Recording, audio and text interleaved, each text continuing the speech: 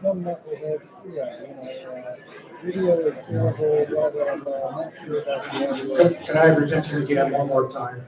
Could all of the candidates for county and Senate and House please come up here just for a moment? All candidates to the front.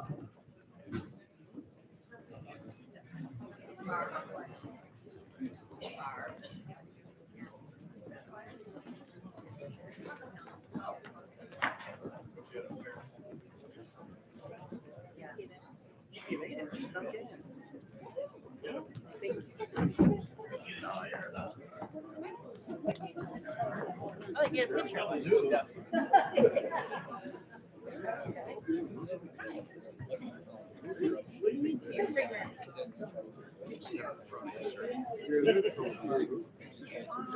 Come on over. Open source. Are we gonna break down?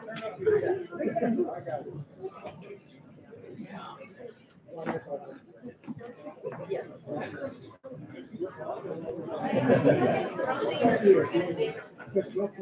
I think she does.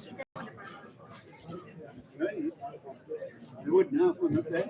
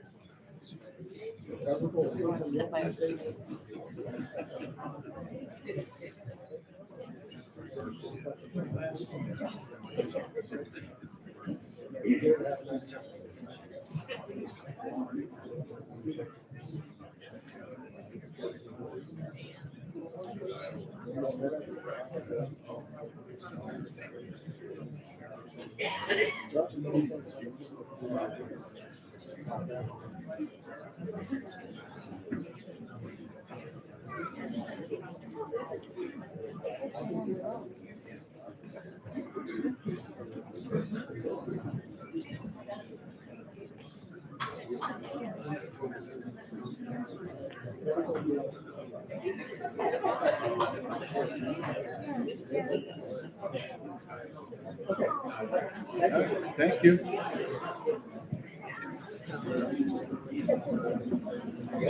Sit on that, right? Pardon me? Sit on that. Yeah. It is different. Yeah. I grabbed it.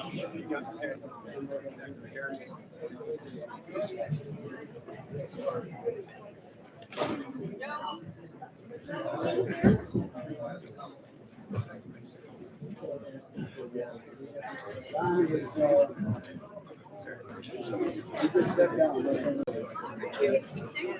know they've got a meeting coming up. Okay. We're going to have us all get together, and that makes sense.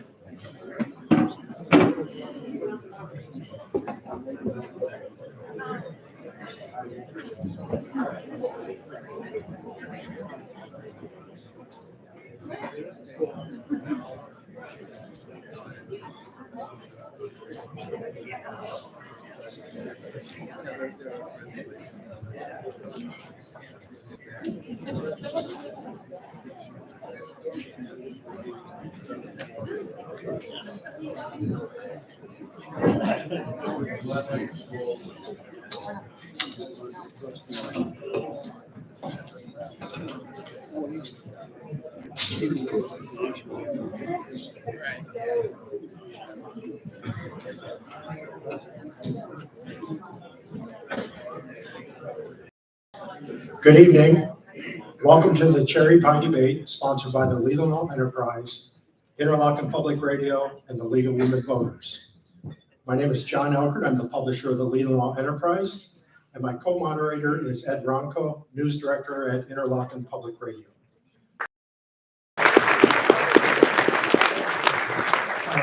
First, I hope you enjoyed the cherry pie, compliments of Chomosky Bakery in Suttons Bay.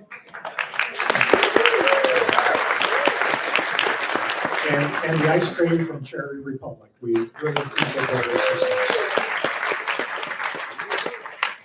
The League of Women Voters is a co-sponsor of the event, and they're available. They have a table as you came into the facility this evening to answer any questions you may have, how to register and so on. Leelanau Christian Neighbors is represented as well by the door, and we certainly welcome any generosity you can provide to help them do the good works they do in our communities. The goal of tonight's event is to allow us to clearly state why they should be elected to represent you. We expect everyone to be civil and respectful. We're hoping that conversation can rule the night, not confrontation. This evening's event will be broken into two segments: the Leelanau Board of Commission and the State House and Senate. The first segment will allow each commission candidate 2 minutes to introduce themselves and offer their views on county issues. The second part will be the debate between Senate candidates and House of Representatives candidates. And we ask that you respect the candidates and do not cheer, clap, shout, disrupt them in any way. Tonight is not the night for your voices to be heard. We're here to hear the candidates speak. The time for your voices to be heard is November 8th. We ask that you turn off or silence your phones so they do not disrupt anyone. And we're looking forward to having a good neighbor conversation this evening.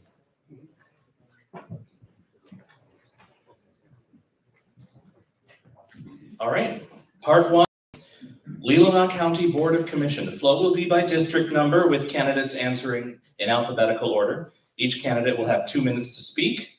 Candidates, you do not have to use the full time allotment, but you may not use more time. Our timer will alert you when 30 seconds remain, and again at 15 seconds, and at the end of the allotted time, he will inform you that time is up. Starting with District 1, Jamie Kramer.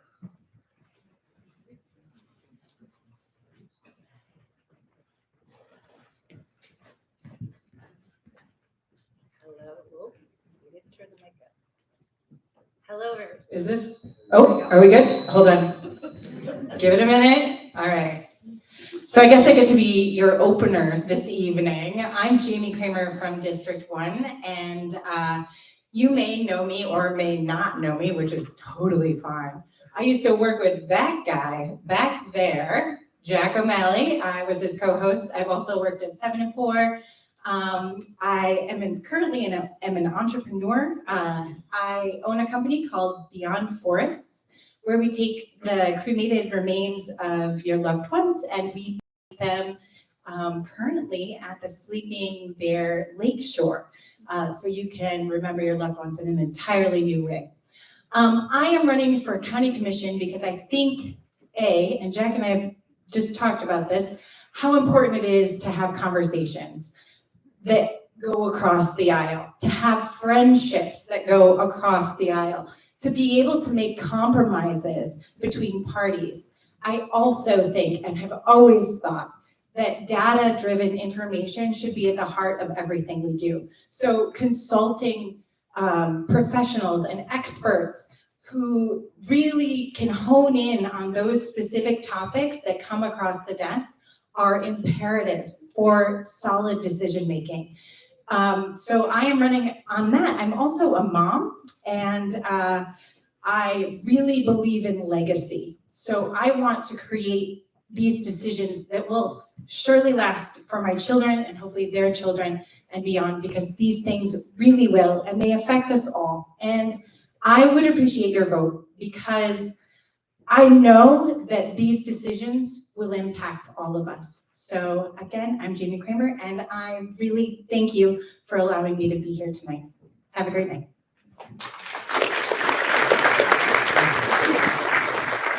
Next from District 1, Rick Robbins.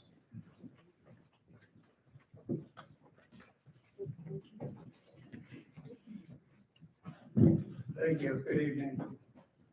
Thanks for coming up. I look around.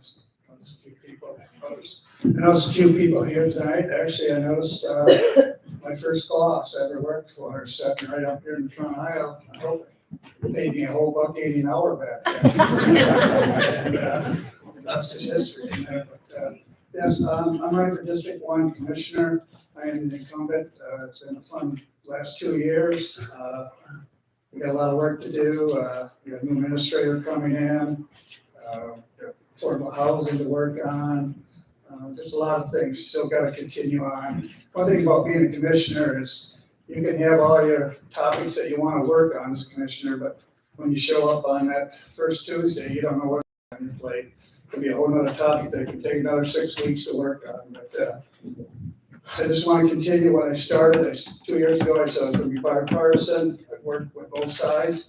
I think my record's proved that. There's been a lot of issues that we've had.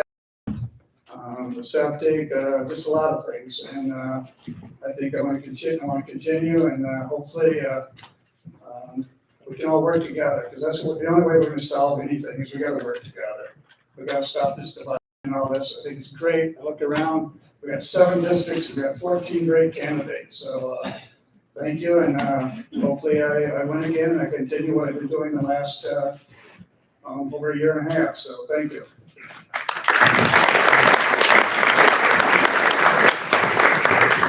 From 2, Donald Gallagher.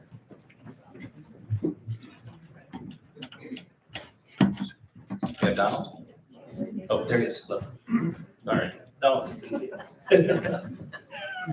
Hi, I'm Don Gallagher, and I married into this county 37 years ago.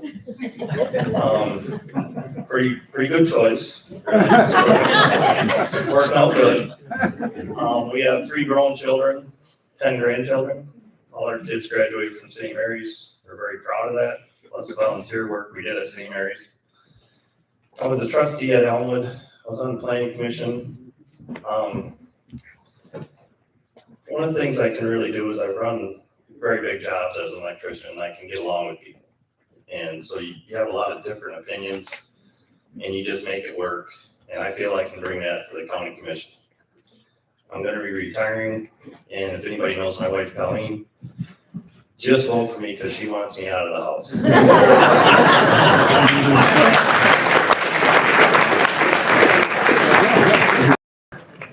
And James O'Rourke.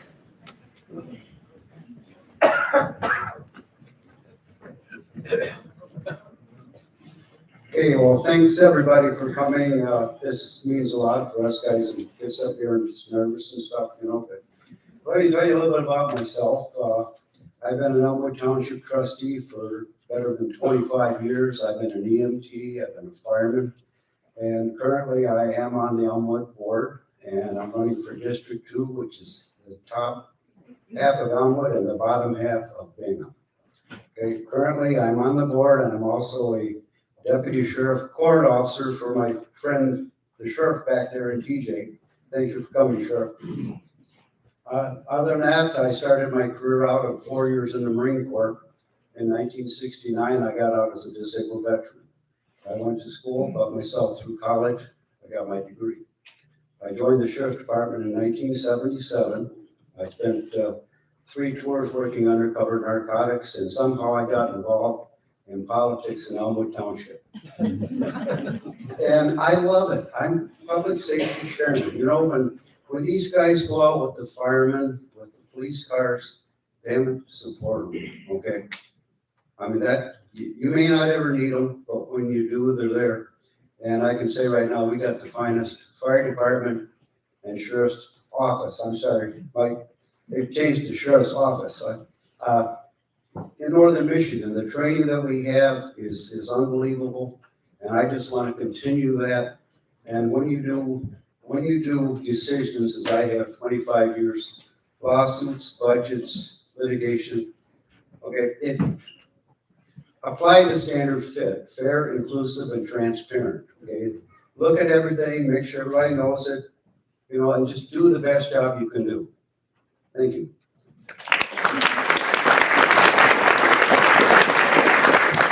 From District 3, Lois Bailey.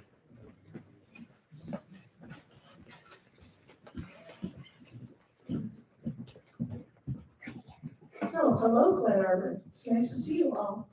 So my name is Lois Bailey. I grew up in the village of Suttons Bay. I graduated from Michigan State. I did my working career at Bailey's, a business that was started by my great-grandfather in 1876. While I was working, I was greatly involved in the local Chamber of Commerce. I believe that communities are stronger when they work together. So always support that Chamber of Commerce. I also served on appointed and volunteer commissions. I served on the Planning Commission of the village, on the Planning Commission for the county. Currently, I am appointed to the Housing Action Committee, Solid Waste. I serve on the Land Bank and the Brownfield Authority, which are really helpful as they tie into affordable housing questions. We've contributed, well, as a commissioner for 5 months, get used to this idea. We've contributed to Housing North to fund the new housing director position. We voted to move forward on the septic ordinance and finally got around to posting, or we are soon to post, the land acknowledgement in the county building. We're working to select a new County administrator, as we have said. I will continue to fund early childhood. I think that's extremely important. And I'll continue to move forward on extending high-speed broadband. So I need your help to get elected again to this county commission.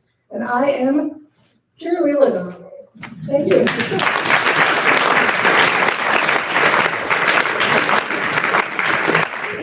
Doug Rexroth.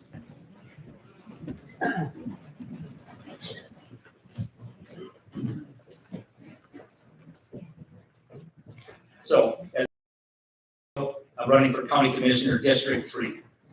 I want to thank you for being here this evening, and I thank you for all your support. I was born and raised here in the county. I graduated from Suttons Bay High School in 1977, and I paid for college by working my way through as an electrician. I started my own business, electrical business, 25 years ago. My wife Giselle and I have been married for almost 41 years, and we've raised our 5 children right here in the county. 3 of our children and 8 of our grandchildren live in the county. We'll soon be blessed with our 13th grandchild. That in part is why I'm seeking your vote. I love Leelanau County.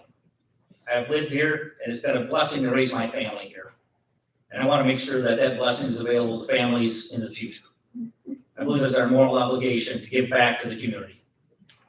I think my life experiences and business experience gave me the skills to be your commissioner. Giselle and I have known good times and lean times. I know firsthand the challenges of raising a family.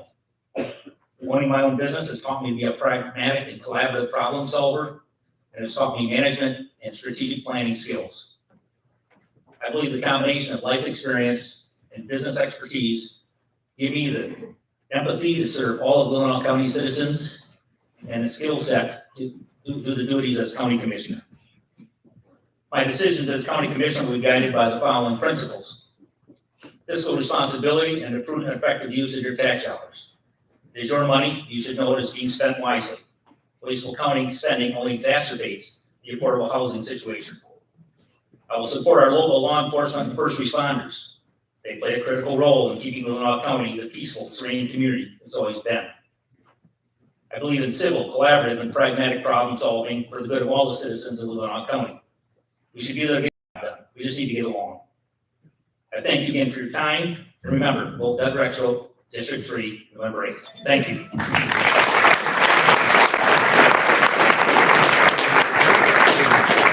All right, District 4, Mike McMillan.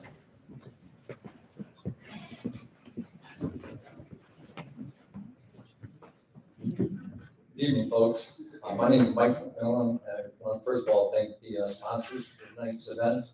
Thank you, the audience. Amazing what free ice cream will do. Some of you may remember me. I first came to Leelanau County when I was hired as the director of golf at Sugarloaf in 1983. So right up front, if I gave you a bad golf lesson, I apologize. My best experience coming out of that was I always wanted to come back to Leelanau County. And at that time, I think I had kind of stretch goals. I owned at that time, 1975 Monte Carlo, and everything I owned was in the backseat of the car. So I was going to have to do some work to get there. My first move was the following year at Sugarloaf. I met my wife, Lauren. We've been married for 36 years. We have 4 kids, 2 grandkids, and 1 on the way. So it's been a great ride to get to this point. And so what I did to get here, I spent 32 years in a number of executive positions at PepsiCo. It's a great company, great experiences. And currently, I was on the board of directors for a publicly traded company in Memphis, Tennessee. And I served as the chairman of the governance committee, where I'm certified in corporate governance. And so when we made the decision we were going to come up here, we wanted to become involved with the community as we were in Memphis. And so we immediately got involved. I've been working as a tutor at Leelanau Public School for a 2nd grader. We also got involved as election inspectors. That in Memphis for the 2016 election, and did that here in Leelanau County for the 2020 primary and general election. And then I've also got involved with fiber. As many of us experience here in the county, we have less reliable internet service. And so I took it upon myself to find an internet service provider. He partnered me up with 3 other neighbors, and over a course of about 14 months, we were able to bring the only end-to-end fiber, 1G fiber, to Leelanau County. Oh, sorry. Irishman can never call it 2 minutes. All right, I just asked for your vote, and if you want to continue my story, you can go to my website, where everything else I was going to tell you is in the website. Thank you very much.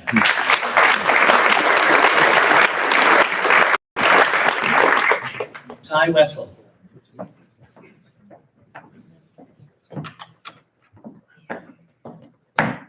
Well, my new bumper sticker says, "May the shorter guy win." Thank you for the sponsors tonight. Thank you very much. I'm a husband, I'm a father, I'm a grandfather, I'm a retired educator, and I have 8 years on the commission, and I've enjoyed each of those years, and I think we've worked hard, and I think we've accomplished some good things. I know we have. If you read the Enterprise, you read sometimes about conflict and contentious discussion at county commission meetings. But I'm here to tell you, and Melinda will, I think, confirm it, that most of our decisions are, we agree more than we disagree. We listen to each other. And sometimes she's right, and sometimes I'm right, and sometimes we're both right. But it's been a good gig, and I like it, and I'd like to continue to do it, and I'd like your support. The Enterprise asked us for our three priorities. Number 1 is clear. We have mandated responsibilities from the state of Michigan, and we must deliver those as excellent services. That's priority number 1. Priority number 2, you need it, we all need it, responsible fiscal management and reasonable low tax rates. And third, we need to figure out a way to work with community partners, businesses, nonprofits, local governments, the tribe, to make sure that we meet the needs of families, children, seniors, and residents. So those are my priorities. And I hope when you see me operating at the Board of Commission meeting, you see civil discussion, you see hard work, you see seriousness of purpose, and you see thoughtfulness. I'd like your vote. Thank you very much.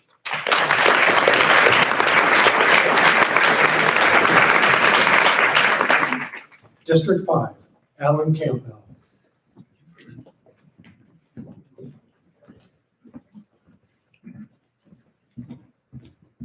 Hello, everybody. Alan Campbell. You may know me as a former owner, and publisher, and editor of the Leonard Enterprise with my wife Deb. And if you know that, you know she is definitely the brains and the looks of this whole organization. Or you may know me, I volunteer in the community. I coached 3 sports, helped get kids out, introducing them to fishing, helped get disabled people out, volunteered for festivals, volunteered for nonprofits. What I've never done is I've never run for office. So this is all new to me. And so I asked some folks when I was going to run, well, how do you do this, basically? Some folks who are successful, and they said, well, what you do is you get 3 things. And wherever you go, you talk about those 3 things. You become fluent in them, and that's who you are. And I've never been very good at paying attention, so that kind of went by me. And then I started talking to people, and like, no one said there's 3 things. No one said there's 4 things, 5 things, or maybe 100 things. I know there's not one thing, and I've met a lot of one-issue politicians, and that doesn't work. What there is there's something about this place. It gets in your heart. You can't leave it. When I talk to people, that's the biggest thing they tell me, is they love this place. They want it to remain Leelanau County. I'm just one person, and I'm on a board of 7, but I can tell you, when I vote and I make decisions, that will be my guiding light.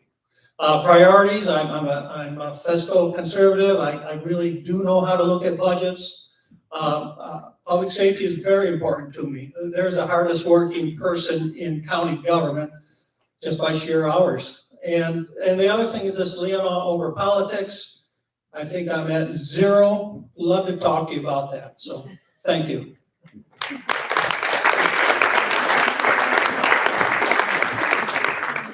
Kama Ross.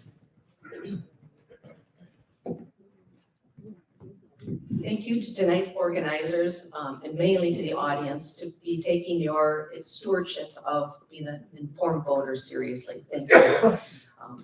I want to be part of helping Leelanau County residents continue to thrive by serving on the Board of Commissioners. I began my professional life as a Peace Corps volunteer in Paraguay and have always had a very strong focus on serving my community. Throughout my life, I've been actively involved, volunteering my time, energy, and talents to serve my neighbors. I believe that serving as your next county commissioner is where my life's education and experience are leading me.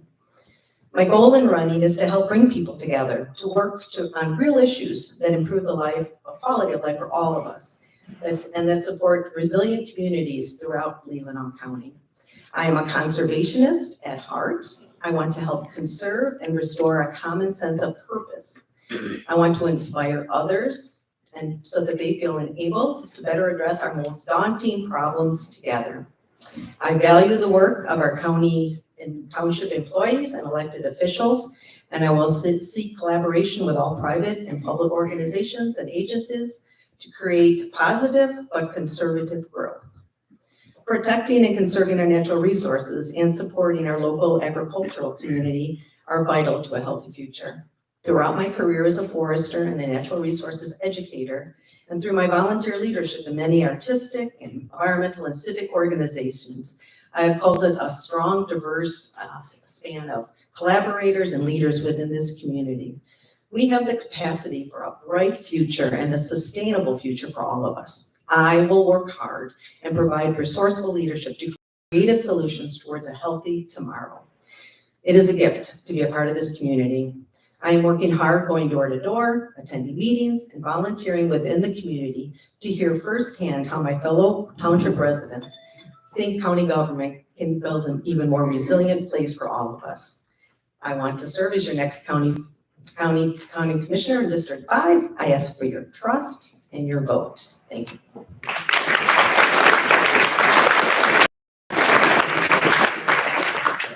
District 6, Gwen Allgaier.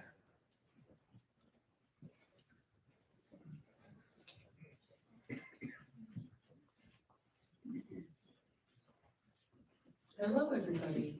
I want to thank the Leelanau Enterprise, IPR, and the League of Women Voters for giving us this opportunity to speak and meet with all of you. It's good to see everyone here. I started attending commission meetings in 2010. In my work with food drives and Leelanau Christian Neighbors, I realized that our county commission is very, very important to our everyday lives here. I sat in those meetings for 10 years. In 2020, P.G. Rentenbach retired, decided to run. I knew from watching these meetings, it is not about politics. It's about you. It's about all of our lives here in Leelanau County. I bring skills from careers in management and sales and counseling to this job. My top priorities, number one, we're in process, but we need to get a solid contract to get good broadband to everyone in Empire, Glen Arbor, and Cleveland Townships. Solon needs it too, and we're working on that. We also need attainable housing. Our community is richer when our children can raise their families here, when essential workers can do the same. Our schools, our communities thrive. I'm also honored to have been able to make a motion for a septic ordinance. Commissioners and citizens have been working on that for 30 years. Let's protect our lakes and our drinking water. I'd like to see that through. I have family here, 2 brothers, 2 children, 3 grandchildren. I'm invested in this community, not just today, but in the future. I thank all of you for your vote in 2020 and your trust. I'd like to continue to work for you. So I'm asking for your vote in November or this week if you're voting absentee. Thank you.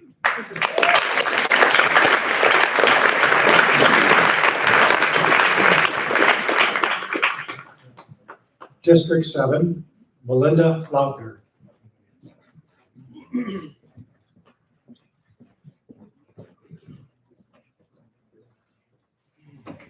Hello, everyone. Yes, I'm Melinda Lautner. I am married to my husband now for almost 40 years. We have 4 children grown. We raised them in this county. And we have 7 grandchildren now that are being raised in this county. So I'm very fortunate to have them all nearby. I caught the trend that there was some on the way. I don't know if we have any on the way, but I'm hoping that is the case.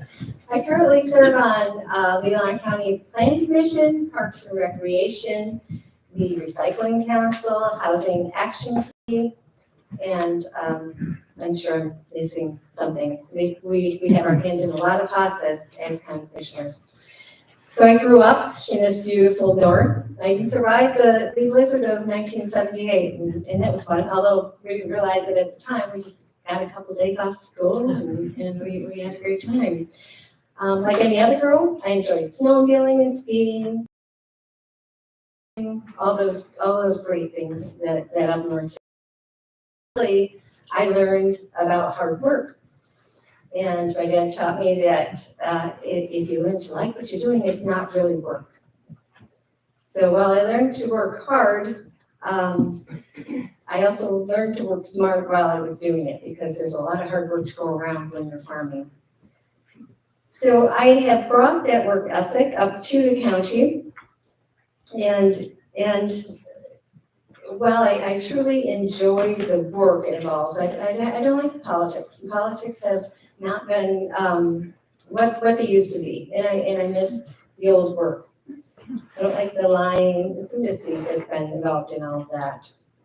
So we're working hard to bring fiber to the county. I'm proud to serve on that committee to bring fiber to the county, to every household. It's going to bring so much to our county, and every age, every citizen in small businesses it's going to benefit the most. So I have not been afraid to ask the tough questions and represent my constituents to the best of my ability. So thank you all those people.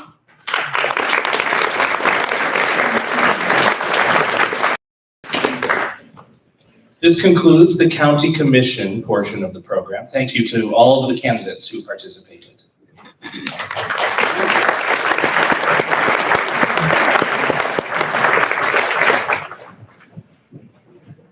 Thank you. We asked the House and Senate candidates to come to the front tables, please. And while they're getting seated, just a reminder, we ask that you please respect the candidates. Do not cheer, clap, shout, disrupt them for any reason. We will ask a question of each candidate. They will have 2 minutes to respond. Each will then be given up to 1 minute for a rebuttal if they choose. First, the House candidates will respond and rebut if they choose, followed by the Senate. The same question will be answered by all 4 candidates. After the first question, we'll flip the order for the second question, and we'll continue back and forth, flipping who starts each question.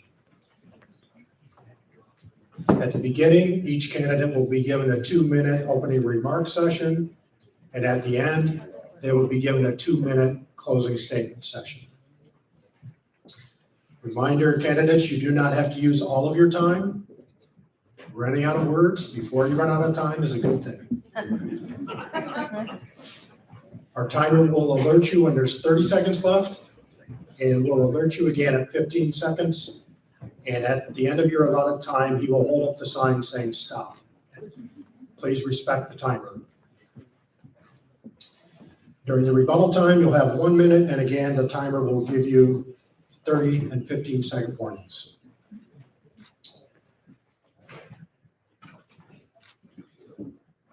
All right.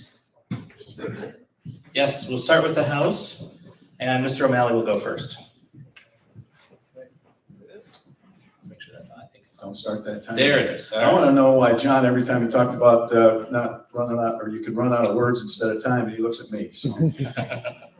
I'm Jack O'Malley. I have lived in this region since 1984. I came up here with a baby on the way to work in radio at WTCM. And I stayed because it was a great place to live. It's a great place to raise a family, a great company to work for, and just a fantastic area. So I stayed, and I got to know the area, because to do my job and to be successful for 34 years, you had to understand the people and you had to understand the area. Because if you didn't, they wouldn't listen to you, right? So 4 or 5 years ago, whatever the exact date was, I decided that this was an opportunity for me to try and continue my public service, but in a different way, in a different realm. Instead of being on the radio and working with community groups, that I could do it from Lansing. And I was elected. And I called it my 6-year hitch, because I hope to get my 6 years, my 3 2-year terms. And I said it then, I say it now. I don't come with an agenda. I knocked doors and asked people, what is it that's important to you? And one of the things that came up was childcare. And as soon as I was elected, I dove in. It took me 3 years to get something done, but I worked at it. But I got that from the doors. And the other thing I say is, look, I can't promise you that I'm going to be able to get this done, this done, and this done, because I'm one of 110 in the House, and then you've got the Senate. But what I can promise you is effort. And I believe for 4 years, I have given you 100% effort. I can go into where and when, but I'm going to give back a little bit of time.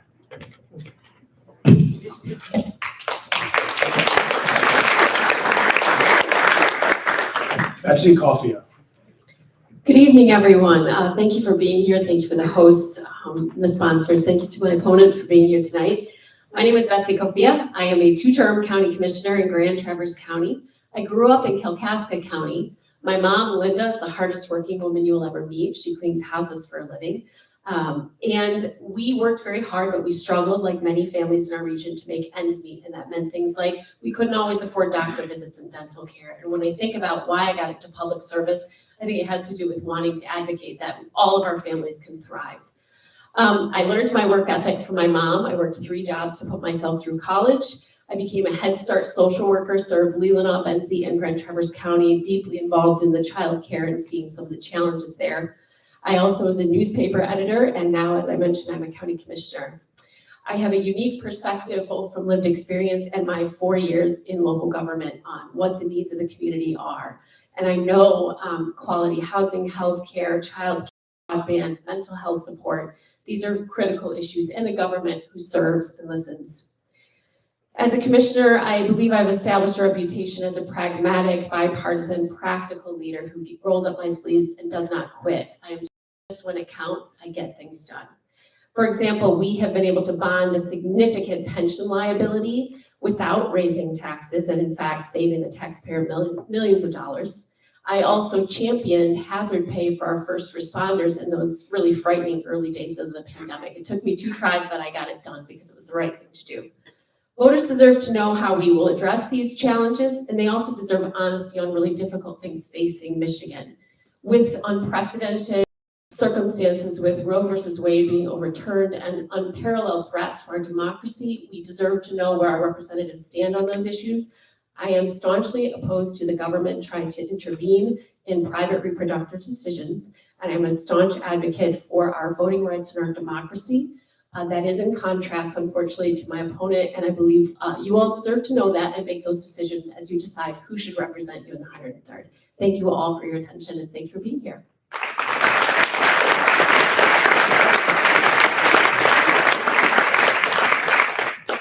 We'll go to the Senate now, and Dr. Conley. Hi, I'm Barb Conley, and I am running for Michigan Senate District 37. I was born and raised in Michigan, and it is a very dear state to me. I attended University of Michigan for my undergraduate, followed by getting my MD at Michigan State University College of Human Medicine, and I spent my career as an oncologist doctor developing new treatments for cancer. I did this at University of Maryland, I did this at Michigan State, and I did this at the National Cancer Institute, where I was privileged to run the first ever precision medicine trial for cancer, which meant I had to negotiate with dozens of pharmaceutical companies, 3 offices of the FDA, device companies, patient advocates, and 1,000 clinical sites. So I understand that people do have to work together. Now I'm in Northport, and I serve on the Benzie-Leelanau District Health Department Board of Health, as well as the Northport School Board during COVID. I was a volunteer COVID vaccinator, volunteer COVID contact tracer, and I now am volunteering with the Community Health Innovation Region Task Force on recruitment and retention of mental health providers for this area. So my experience of what people need comes from these activities. And people do need attainable housing. They need year-round good-paying jobs. They need health care, especially mental health care. Women need to be protected in their reproductive rights, and we need a clean environment. So I do ask you to consider voting for me in November for your state senator. Thank you.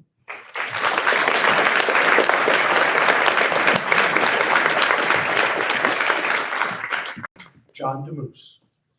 Hello, I'm John DeMoose. I'm a current state representative in the 107th district, which is 2 counties above the bridge and 2 below the bridge. We live in Harbor Springs, but we have deep roots in this area where we started our family here in the mid-90s while living on the old Mission Peninsula. And even further back, my grandfather was a beloved city manager in the 50s and 60s, and he was so proud of that. As a young, little immigrant guy who grew up to be a city manager in a great city like this was always a great story for our family. You know, I was walking around beforehand. I tend to get nervous before these things, as any normal person does, and collecting my thoughts. And just had this thought come over me that how many of these debates are happening right now all around the country? I mean, this is what the story of America is all about. And there's people in here I know, there's people I don't, there's people who will vote for me, there's people who won't. But at the end of the day, this is such a thing to celebrate. And it's in such stark contrast to what we see happening in so many locations. Right now, my wife is at a city council meeting in Harbor Springs. She's the director of the DDA there. And they are coming after her something fierce. They're coming after every person in that city over a playground.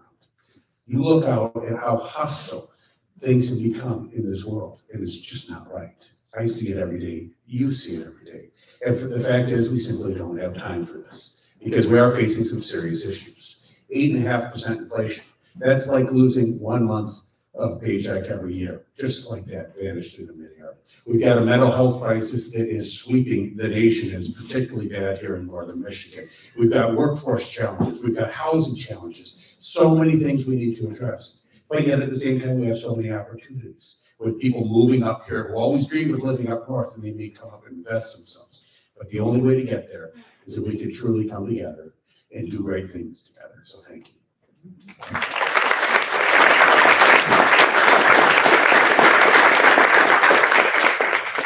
Thank you. We will now start with our question session. The first question will be for the Senate. Actually, everyone will answer, but we'll start with the Senate on the first question. Mr. Demus, you're first. Election security. There remain people who doubt the accuracy of the 2020 presidential election results, despite no credible evidence of problems with the vote. Do you accept the results of 2020 election? Faith in our current system of conducting and overseeing elections? Why or why not?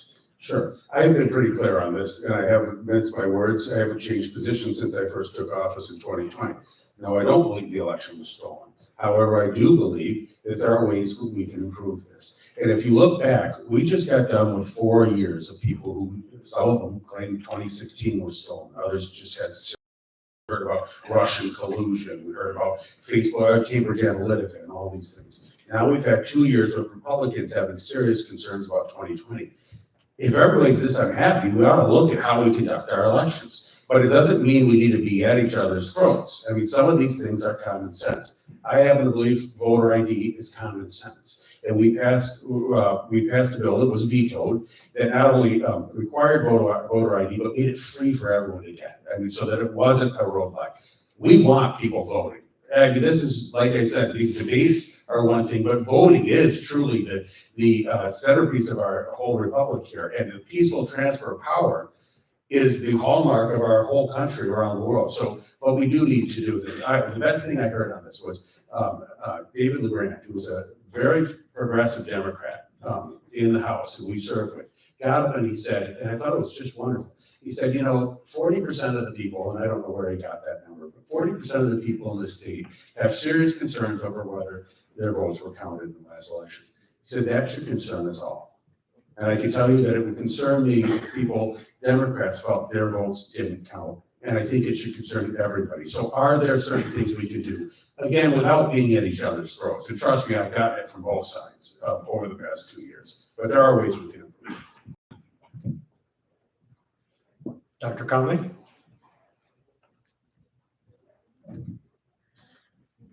I think our country did a great job in 2020 with the elections. Here we had COVID, people did not want to go out, lots and lots of people voted absentee. And I do know that the elections were secure because I was the challenger in the absentee voter count in Leelanau County. And, Republicans and Democrats, they worked hard to make sure everyone was counted. But in addition, I also was on the phones for people having trouble getting their ballot or whatever. And so my thought is we need to be sure every voter can access their franchise and be able to vote, including the people shut in Detroit, including the people who can't get to the polls. So I believe that we have had a secure election. I do recognize that there are a lot of people who are quite unhappy and they are not sure that the election was safe and was valid, but I wish that they would go and talk to the clerks and find out what procedures the clerks are doing to make sure the elections are safe and are valid and that everyone's vote gets counted.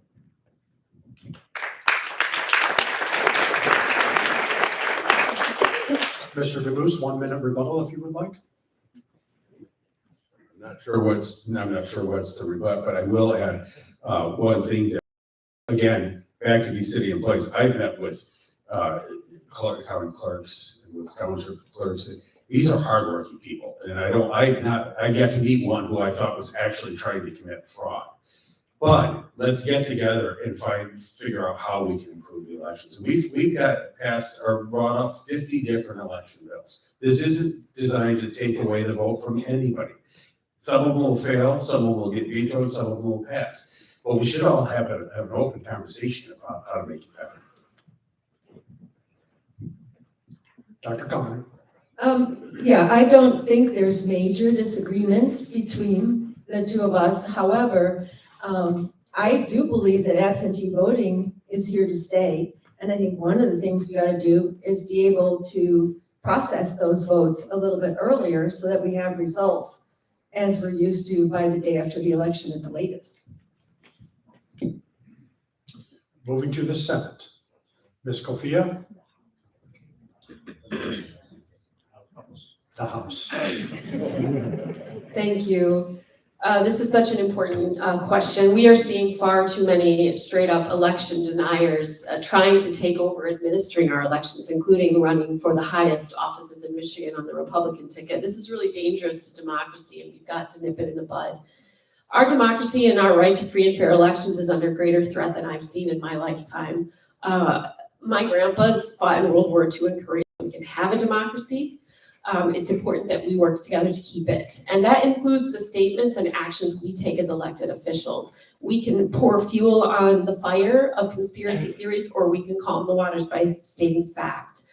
I strongly disagree with my opponent's decision in 2020 to join the most extreme wing of his caucus. He signed on to the Texas Attorney General's lawsuit that tried to throw out all of Michiganders' votes and give the election to Trump based on the big lie that somehow our election was stolen. I think that was a huge mistake, and it has done a great disservice that continues to this day. It was a month ago in Leelanau County in the governmental center. There were still meetings happening stating that our elections were being stolen and undermining our clerks. This has got to stop. We deserve a representative in the 103rd who will respect our vote and work to make sure our voices are heard, not thrown away when we don't like who wins. In me, you will get someone who protects democracy. I worked hard in 2020, actually. I worked with civic leaders, clergy, to calm the waters and help people know that we needed to be counted. We need to protect and expand voting rights and protect and expand democracy, not undermine it.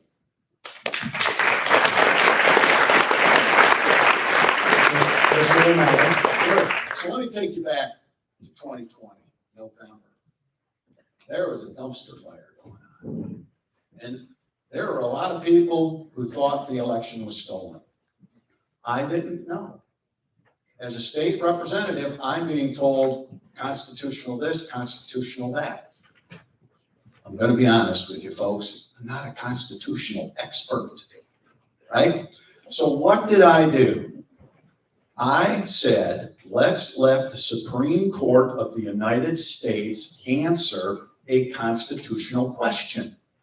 Now, if asking the Supreme Court of the United States to answer a constitutional question is seditious conspiracy, we're all screwed. So what happened? I said, was there something here? And the Supreme Court said no. So from that day forward, I said the election wasn't stolen. From that day forward, I have said, look, we've got things we've got to do. I'm all for absentee ballots. Why? Especially because the people of Michigan voted it in a couple of years ago. I've got to protect that law, right? So those are some of the things that we've asked for. And finally, the governor pushed back, as John DeMoose said, vetoing things, but yet she's going to sign some bills that we just moved through the House that would have rules on lock boxes. What happened to the big lie? Well, it isn't a big lie. There was some push that way. So what I want you to know is, and I took a lot of hell from a group in Manistee. Google the Detroit News, Jack O'Malley. It's there. I pushed back. So if I'm supposedly out there pushing the big lie, that is just political BS. Thank you.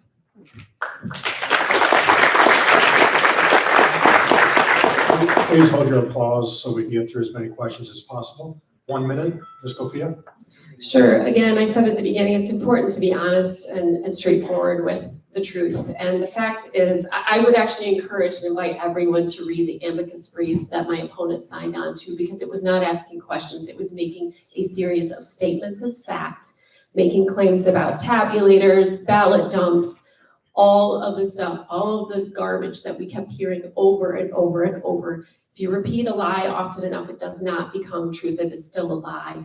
But it is important that we know that the amicus brief was not asking a question, it was making a very clear statement, and it was demanding that the courts throw out Michiganders' votes. It was undermining our elections, and that just is the fact. And again, please, I'm a former journalist, please go read the amicus brief, look at the original source, and take it from there.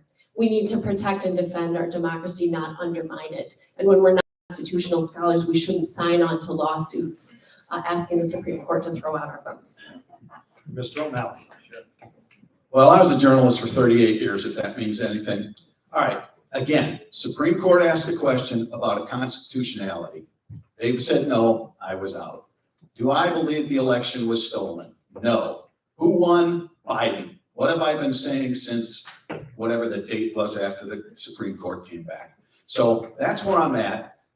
You want to check the record, look at everything I've said since then. Look at the folks that I've had to push back against and say, look, it wasn't stolen. I know you're not happy with it, but so that's where I'm going to leave it. It's up to you to decide. I believe my record is clear and it's straightforward. Thank you. We'll stay on the House side for this next question to start. And the first answer will come from Mr. O'Malley. On November 8th, Michigan voters will decide the fate of Proposal 3, the Reproductive Freedom for All initiative. If approved, Michiganders would have the right to make decisions on all matters relating to pregnancy. A no vote would not provide a constitutional right to reproductive freedom. Where do you stand on Proposal 3 and the right of individuals to make choices related to their own health and control over their own bodies? Proposal 3 is part of the process. This is part of the, this is a very emotional issue. I get it. I understand it. But the process is, you might not like the decision. The Supreme Court made their ruling, goes back to the states. Now the people get to decide. And ultimately, that's the best way to go. Where do I stand? I was born and raised Catholic. And for a lot of years, I followed those teachings and those guidelines. But I'm going to tell you something. A person as an individual can have their own beliefs and their thoughts. But when you get elected, you realize you have to also listen to people that you might not agree with. And so I probably did expand my realm of who I was talking to about this issue. I really did. And when I heard from individuals who had to make that very tough decision, I realized, wait a minute, this is more than just talking points. So I have, I do believe that we need to have exceptions, rape, incest, medical necessities, because ultimately, I believe that this decision is a very personal decision. And ultimately, this is between the woman, her family, and God, not me as a state representative or anybody in this room. It's a personal choice. And it's tough. Some people will make one choice, others will make another. And you know what, the other thing I hear from I said, every life matters. And it does. Even that young girl who was raped, or that family who has a child where at birth will pass and they choose to abort. That's between them and God. So that's where I stand on it. And the people ultimately will make that decision this fall. Ms. Kofia, your response or your answer to the question. So Roe versus Wade was settled law my entire life. It was passed 4 years before I was born. And for my whole life, the Republican Party has been coming after Roe versus Wade. This year, they succeeded, and I woke up. So did my 5-year-old niece. This makes the need for a pro-choice majority in our state legislature absolutely crucial, because now it does come down to the states, and protecting our reproductive freedom and privacy rests upon state lawmakers. It really comes down to whether we want our government to respect the privacy and autonomy of half the population, or we want big government to get in the middle of your doctor's appointment and dictate your family planning in some very difficult circumstances. I want to collect signatures for the Reproductive Freedom for All petition ballot initiative, so I certainly support it. But I didn't have to change my mind to do it. I strongly disagree with my opponents. And I appreciate Mr. O'Malley's statements. However, he has a voting record that says the opposite, and that's really what voters need to judge. 10 anti-choice extreme votes over his 4-year tenure in the legislature, including in 2019 voting to make it a 2-year felony to provide one of the most common medically needed abortion procedures. Votes to strip funding for reproductive health care service, which disproportionately hurts rural working class women. I feel that one deeply because I grew up rural working class. I strongly disagree with his 10 extreme anti-choice votes, including voting this year to keep the 1931 anti-choice trigger law on the books, which has no exceptions for rape or incest. And a vote to keep on the books banning contraception unless you're a married couple. These are very extreme anti-choice positions, and the voters need to judge based on the voting record. Mr. O'Malley, 1 minute to rebut. Yeah, I'll just say this. The vote to not ban the 1931 law was a tie bar on an autonomous vehicle bill in transportation, which I chair. And it was a political stunt. And, you know, if you're gonna, that bill hasn't even had a committee hearing yet, but yet it was being tied to an autonomous vehicle bill in transportation. And I know it was a political stunt. So I voted no on that tie bar to an autonomous vehicle bill. Just for the record, my Democratic vice chair also voted no because he saw it as a political stunt. Ms. Cofia, a minute for you. Thank you. So based on the statements that were just made a moment ago, I would think regardless of circumstances, you would be eager to vote to overturn the 1931 trigger ban. Or you would insist, as a sitting lawmaker, recognize half the population is having their rights stripped away. You would insist on placing an actual vote to overturn that 1931 trigger ban on the floor for a full vote. That did not happen. That was not offered. And now they're in recess so that they can campaign essentially through the election. So I and half the population in Michigan would like to see a lot more urgency behind nice words about how there's been a change of heart. We were asked to trust being confirmed that they would never, ever take away our reproductive freedom, and yet here we are. And so it's hard for half the population to now trust people with an anti-choice record that they're going to do the right thing when it counts. We'll move to the Senate side now and begin our answers to this question with Dr. Conley. I am in favor of Proposition 3. I think women need to be in charge of their own reproductive health.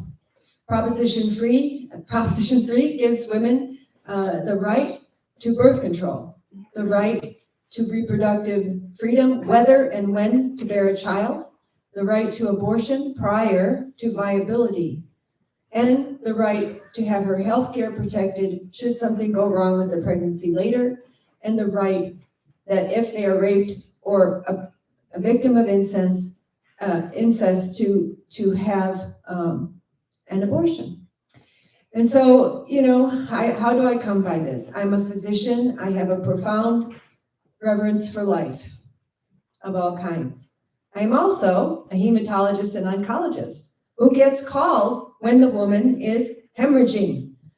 And so, yeah, I don't want the doctor having to check with legal to be sure that they can treat that patient as they know to treat that patient. I worry we will lose obstetric doctors because they cannot practice as they know they should practice. And so I do support Proposal 3.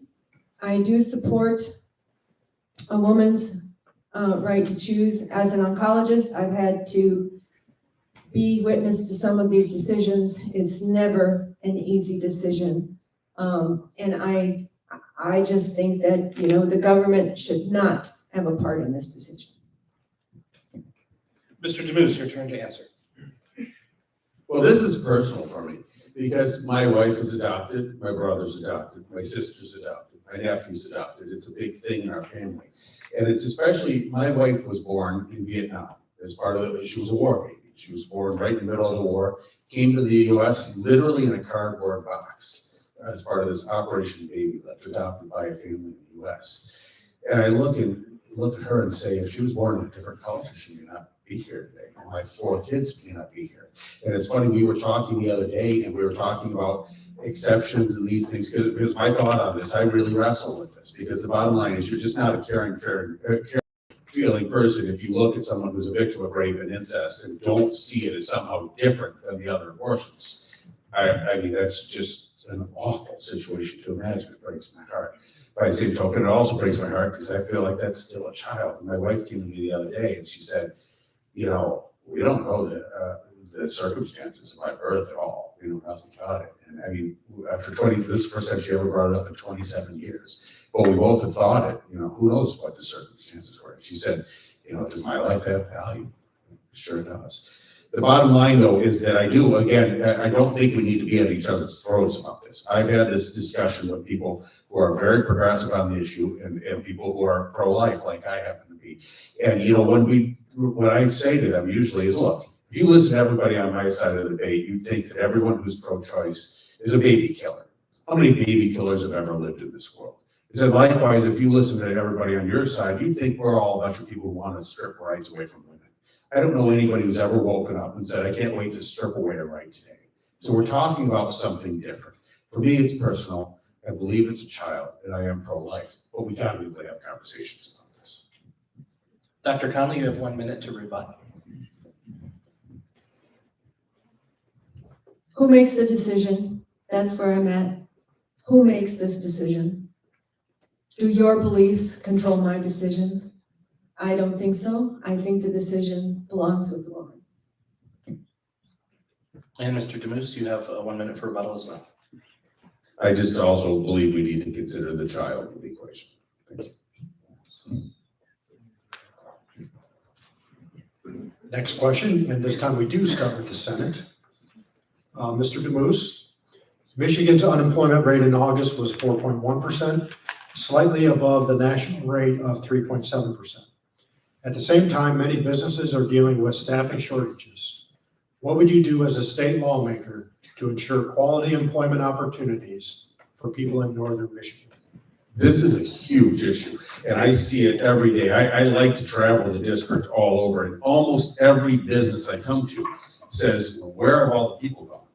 And, you know, in the legislature, I think Jack O'Malley will attest to this, we sort of thought it was all this extra unemployment that was being given out during the time we as Republicans pushed to end that extra unemployment 3 months early. The governor vetoed it, so it ran out automatically, and nobody came back into the workforce, so we were wrong. That wasn't the challenge. What I'm hearing from people is, and I don't know how so many people are surviving who aren't working right now, because things are so expensive, but it is a complicated problem. One of them, it drives right to affordable housing. If a worker can't find a house, no matter how badly they want to work in Glen Arbor, they can't work in Glen Arbor. Another one is, well, we've got affordable housing. We've got huge mental health out there that came out of the pandemic. We've got a huge problem with rural broadband. It's one of our priorities right now. We saw over the COVID time frame a real opportunity for northern Michigan because all kinds of people wanted to move up north. We could have those people working here and living here and contributing to our workforce, but they have to have online access. A lot of them can work remotely. Where has all that gone? So this is a complicated thing. And the other big one is childcare. And Jack O'Malley led the charge in the House to revamp how we provide childcare. And hopefully this is going to unleash the floodgates. He'll probably talk about it, but this is one of the top things. That childcare and housing are the two top things that we're learning about that are holding back our workforce. Dr. Conley. So, yeah, we do need workers, but the number of workers in our area started dropping well before 2020, if you look at the data. Now, where they're going, that's a really good question. We do have the challenge of housing, and you can't work somewhere if you can't find housing. We've lost teachers, we've lost nurses, we've lost other workers because they cannot find a place that they can afford to live. We're losing our young families for the same reason, because people can move elsewhere. They do not have to stay in northern Michigan. They do not have to stay in Michigan. Michigan has been losing population as well. So where did all the workers go is a really good question. You have to look at many, many different things to find that out. But what I do know is we need to have more than just a tourist economy in our area. We need year-round, good-paying jobs and careers in our area to keep our young people here so they can raise families.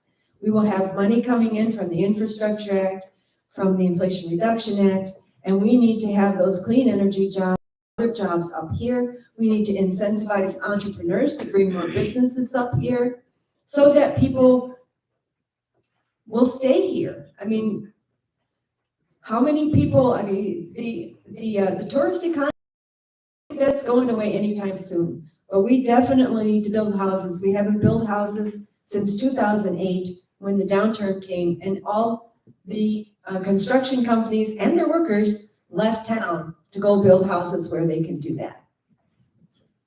Mr. Demus, 1 minute if you wish. The other thing we've got to talk about when you talk about this is short-term rentals, because the bottom line is that's at the heart of our housing crisis. Your question was about workforce, but you can't talk workforce without housing crisis. And I actually agree with Dr. Conley here in that we should be courting these people. This was, I said this last time I ran, it's my top priority, courting people for full-time residents, because we've got a very small group of people who cater to a very large group of people of tourists. That's not sustainable. And the more people we get up there and we attract them through new manufacturing opportunities, through new housing opportunities, through broadband opportunities, the more people we can get in, these people make a much deeper investment in our communities than do the summer visitors. We love the summer visitors, don't get me wrong. But when you live here, you invest in the schools, you invest in the churches, you become a part of the community. That's what we need to go for. Dr. Conley. Yes, I do kind of agree about the short-term rental crisis. We have people who are buying up houses here and they're bidding up the prices, and that makes it worse for everybody. But they're not living here. They're not even landlording here, but they're renting out their houses. And I do believe we have to have local control of short-term rentals because every community is a bit different. They will make a different calculation as to how many short-term rentals should or could be good in this area. We need to build more housing of all kinds, and we need to work together, the state, the communities, private and public partnerships to get this housing built. And now we need to attract the workers who are going to build this housing. So we have to figure that on out too. Moving to the House, Ms. Kofia. Thank you. I tend to agree with both Dr. Conley and Mr. Demus on some of the underlying issues here. I've been knocking doors since April, and I've been serving as a commissioner for 4 years. There's no issue I'm hearing more frequently than the cost and the need for attainable housing for our workforce, for our seniors on fixed incomes. I've talked to several young people just this past week who they were literally like, well, I won't be here to vote in November because I'm moving to Grand Rapids right now. I can't afford my apartment. The rent just got raised again. At the end of my own street in Traverse City, an apartment complex that was as workforce housing got turned into high-end condos and turned into Airbnbs within 3 years. That is not a good use of public policy. There were some tax incentives and such that were given. That was a failure of public policy. There should have been a requirement that there be long-term expectation if you're going to offer it as workforce housing and get public funds. So, I've also experienced it up until very recently buying my own first home. I lived that rental market, and you're always looking over your shoulder. You're hoping they won't raise the rent. You're hoping they won't turn it into short-term rentals. There are things we absolutely can and should be doing at state government to address the housing issue. Primary resident exemption tax credits for homeowners who are willing to do long-term rentals, for example. We should be incentivizing folks to actually do long-term instead of short-term. Land trust, enterprise zoning. I do oppose the Airbnb and National Association of Realtors efforts to strip local control away and create an even bigger crisis with our short-term rental situation. So that it's a basic human need. Our workforce needs places to live, and we got to get to that. Childcare is, I won't get into that right now because I'm out of time, but housing and childcare are basic issues that we really have to get at if we want our workers to be able to live here. Mr. O'Malley. Thank you. This is an issue, always has been. Show of hands real quick here. I came up here in '84 and one of the things that I heard right away was a view of the bay is half the pay. How many of you have heard that? Yeah. So this has been an issue that's been around a while in one form, so it's not new. The position we're at right now is a little different angle on that angle. We need more laborers. We need more tradespeople. We've got to alter our education system to prioritize that. So we need trades. We need,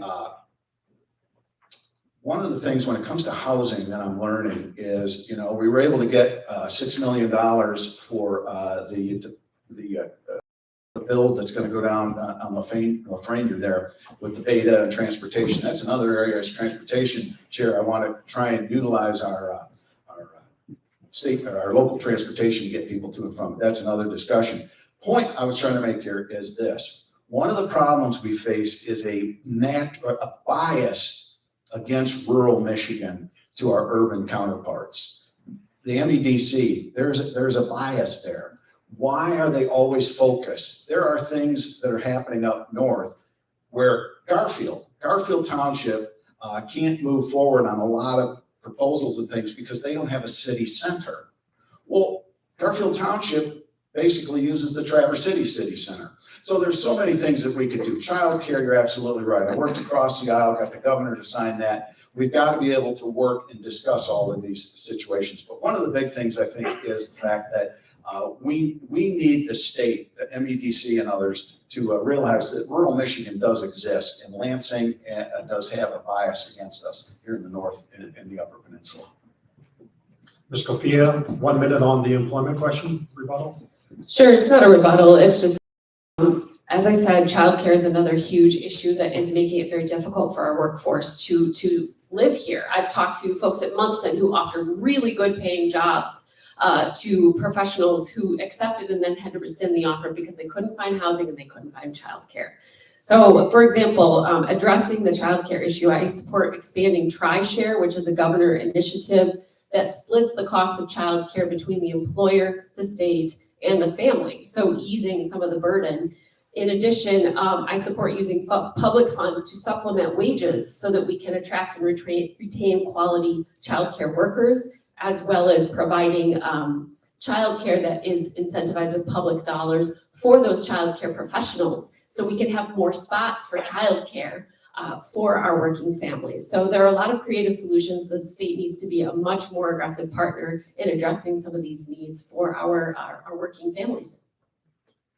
Mr. O'Malley. Well, I won't necessarily call it a rebuttal, but I was in on those conversations with the TriShare program, and I don't remember ever seeing Governor Whitmer there. But we got it through. Greg Van Workum, actually, Representative Van Workum, pushed that one through, a Republican. And again, you want to talk childcare. I learned about it at the doors. So in theory, you would think it's children, so it must be a Democratic issue. A representative from the Republican side of things championed that. I fought for 3 hard years, and I pushed against Laura and the governor and all of these.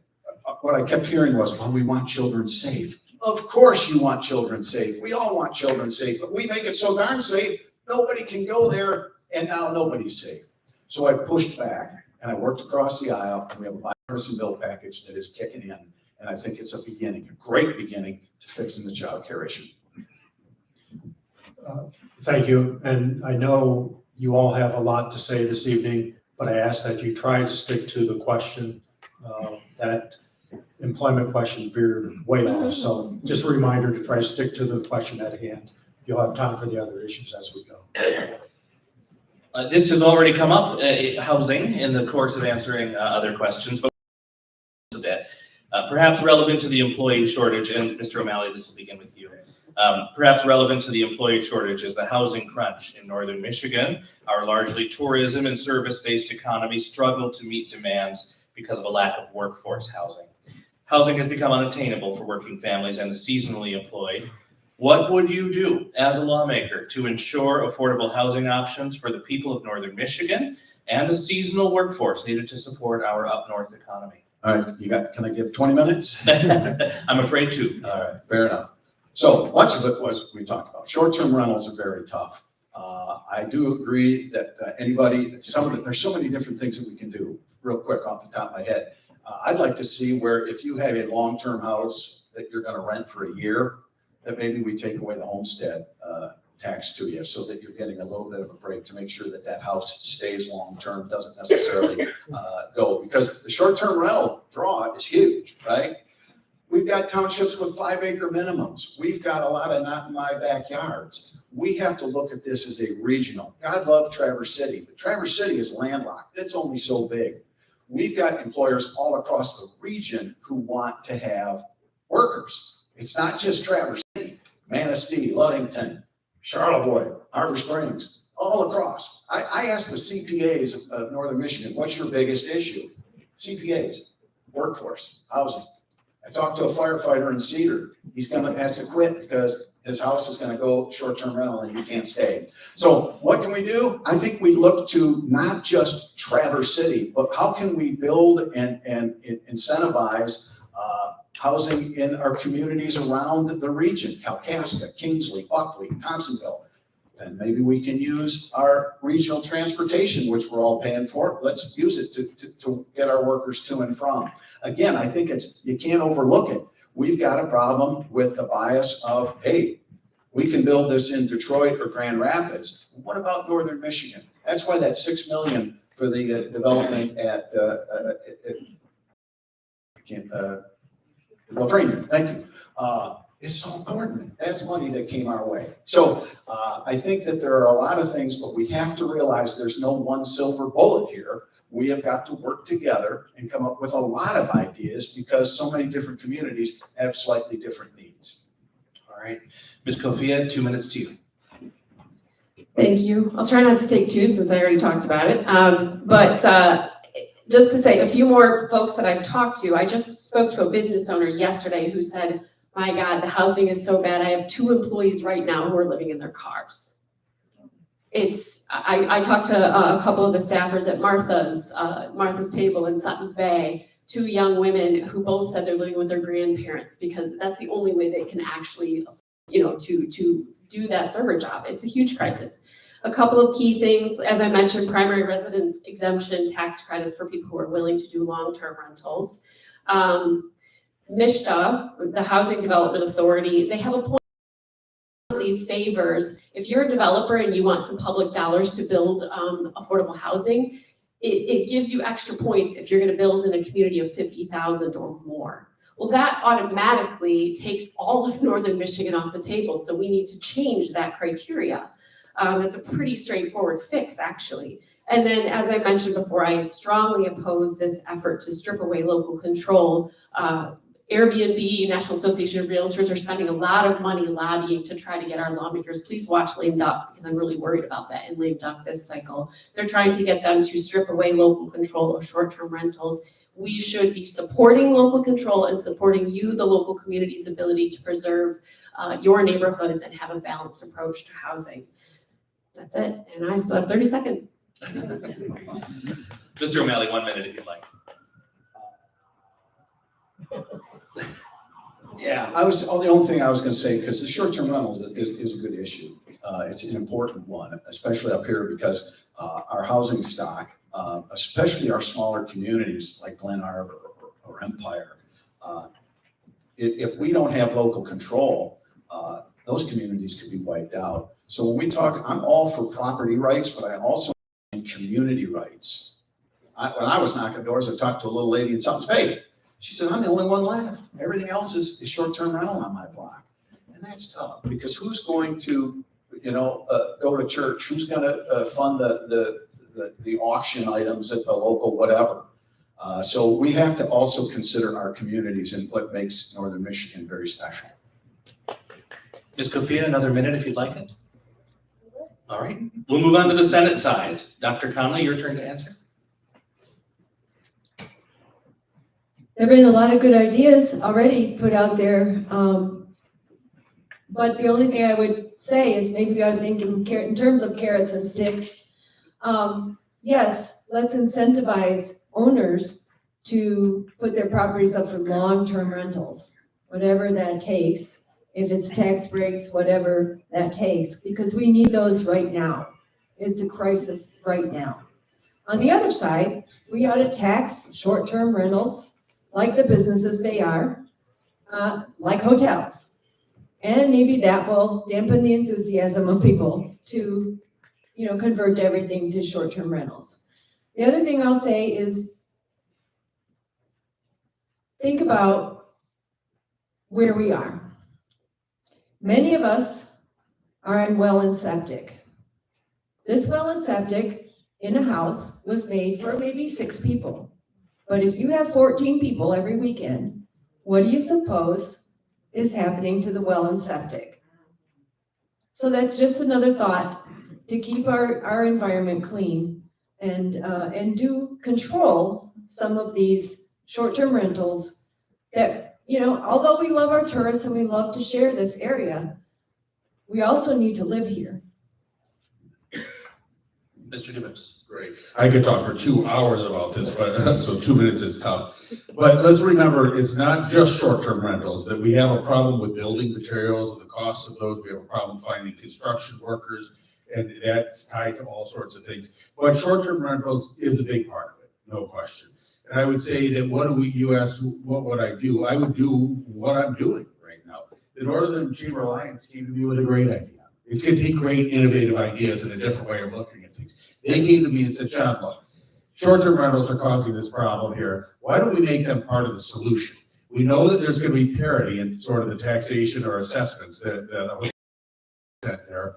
That's going to have a change. Everybody's calling for that. Why not, instead of just putting that knee-jerk into more marketing, we don't need more marketing right now. We need people to serve the people who are coming up here. He said, why don't we allow that to be used for affordable housing coalitions? I love that idea. And I don't fully understand every detail of it. Get this as a representative. We don't need to know everything. We just need to be able to see good ideas and know how to put them into action. So that we have those bills drafted and they're ready to drop as soon as we can. I think it's going to be sort of an all of the above approach that we're looking at public-private partnerships. We have one in Petoskey that we were talking about rules. It's called the Lofts at Lumber Square. It was a great program. They were ready to spend the money on it, looking for a little bit of investment from the state, but according to the rules, Petoskey, their location wasn't walkable enough.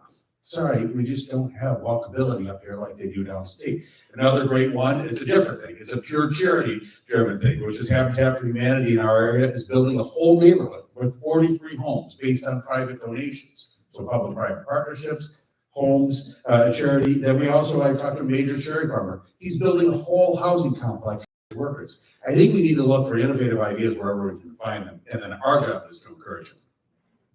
All right, Dr. Conley, you have a minute if you'd like to. Yeah, it's not really a rebuttal. I actually agree. We do need to look for ideas where we can find them. And where we can find them really well is the people who are suffering from these problems. And they've been thinking a lot about it, including our employers, including our farmers, and including the people who can't find housing. I just want to interject one more thing. It's not just the workers who are living in their cars or homeless. It's our K-12 students who don't have houses as well. Mr. DeBose. I'm good. Thank you. The next question is related to the economy, starting with the Senate. Gas prices are easing somewhat, but they spiked earlier this year. Interest rates are going up. Inflation remains worrisome. There's a lot of uncertainty right now. When you consider the economy here in Northern Michigan, what do you see, and what does the legislature need to do to ensure a strong economy? Mr. DeMoose. This is something we deal with every day. First of all, with the gas tax there, we voted to suspend the gas tax twice. When we were suffering so much, the governor came out and said, why don't they suspend the federal 18-cent gas tax? And we said, why don't we suspend the 27-cent gas tax? And we don't have to wait for Washington to act. We can do that today. But it was vetoed both times. The bottom line is, this is an untenable situation. I face it at our family. We watch the sizes of packages of meat coming home getting smaller and smaller and smaller. Everybody's facing the same thing. And as we said, this 8.5% year-over-year inflation, that's like losing 1 month of work. So what do? A lot of the stuff sadly has to happen at the federal level. It's just a simple fact. Anybody who promises you we can fix inflation at the state level is just trying to look good for a campaign. There are certain we can do though. One of the things we've been tasked with is this huge influx of federal money. How can we use that wisely so that it doesn't become a curse, but it becomes a blessing? And it certainly has been. We chose to use it on schools. We're using it on infrastructure. We're using it for things like these SOAR funds, which actually Jack O'Malley championed. I think they're a great idea. These are economic development funds to attract companies to our state. This type of thing, and the answer to our problems that you're asking about is to have a healthy economy. And so we need to do everything we can to encourage businesses and small businesses throughout our whole region. Dr. Conley. I've been thinking about this for a while because I do knock doors and people tell me they don't have enough money for food and they can't, do things they used to do, but mostly it's the food that is really bothering them. And some of these are seniors. Some of them may not know that they actually can get SNAP benefits from the federal government for this. And my thought is, speaking of this money that's coming from the federal and using it wisely, maybe we can think of this kind of like we thought of COVID, when we were all concerned about the death rate from COVID, and we gave people the things they needed to survive, being as they weren't at work. The same thing with this inflation. Hopefully it will decrease, but people still need to eat. They still need to survive. And we need to be sensitive to that.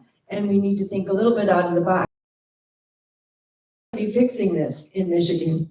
So we be able to enable our citizens, our residents to get through this time, which hopefully will be temporary.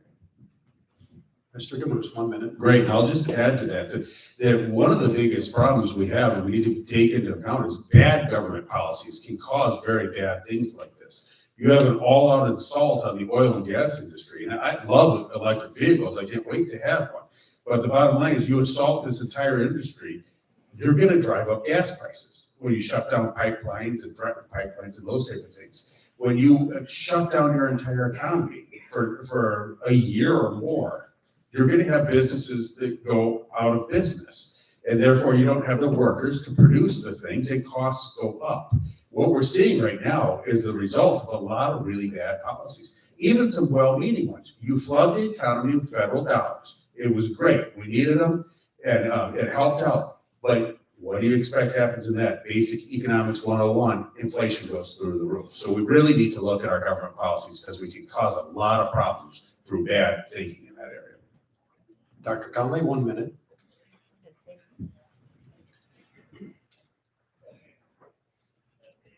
There were a lot of people thinking about these policies when they were put in place. Nobody knew what was going to happen. I agree that we should take data, analyze the data, and then act accordingly once we figure out a better way of doing things. However, what we have now is a problem that people can't have enough food to eat, and we need to solve that particular problem, as well as other problems like getting to work and being able to shift goods. So I think we should work on the problem that we have, being cognizant of the data of what happened when we did thing one. Moving to the House, Ms. Kofia. Sure. Yeah, I hear about folks are financially stressed. It comes up a fair bit at the doors as well. It's already been said, there are a lot of things at the federal and international level that are impacting supply chain and costs of everything. There is also some pretty significant price gouging going on.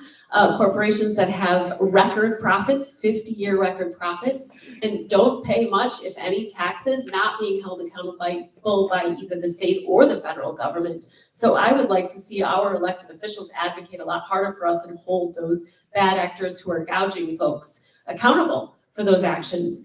In addition, I opposed the pension tax, when it was pushed through under Rick Snyder, I think we should repeal that pension tax and make sure that our seniors have more in their pockets. They're living on a fixed income. We should look at that for relief.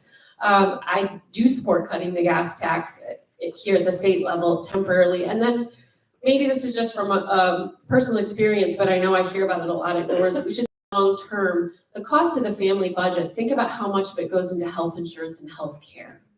I survived a major brain tumor in 2020. I had major surgery. It was months of recovery. I was off of work.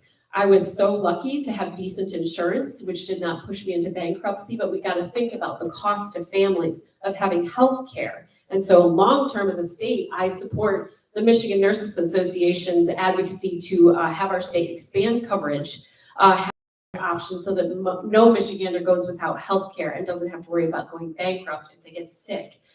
There are things that we can do that would really long-term ease a lot of the burden on people, families' pocketbooks. So short-term and long-term, but our state government needs to be really looking at this seriously. Mr. O'Malley. Sure, a lot of things have been touched on here. The cost of living is tough. I mean, I see it. I go to the grocery store. I understand that. To some of the points that were made, much of this comes from the federal level by way of spending and all of that. I won't rehash that because you heard it. I think that there are things that we can do by way of lowering taxes. We did want to lower the income tax to 3.9 to where it was. That got vetoed. We did want to do some things to lower the cost and give more money back to our seniors. Actually, I believe it was starting at age 62 or 3. I forget now exactly where it was there, moved it back. Governor vetoed that. So just remember that the legislature can do a lot, but it takes 56, 20, and 1. 56 representatives, 20 senators, and 1 governor. So we've run a lot of stuff. We've had the 56, we've had the 20. We've had a hard time and only gotten a few 1s. So the governor vetoes some of these things. We're trying, but Governor Whitmer has chosen, for whatever reason, I didn't read all her letters, and I don't have them in front of me right now. But we have attempted to do things to push back. We do understand the cost of living is there. And so, again, 56, 20, and 1. No signature from a governor, income tax doesn't get lowered. Ms. Cofia, 1 minute if you wish. Mr. O'Malley, 1 minute. I don't rebut her non-rebuttal. Thank you for that. All right, Mr. O'Malley, this will start with you. The Center for Public Integrity ranks the state of Michigan 50th in the nation in transparency. The Freedom of Information Act is intended to assure government business is conducted with full transparency for the public. Currently, the governor and the legislature in Michigan are not held to the Freedom of Information Act requirements or financial disclosures.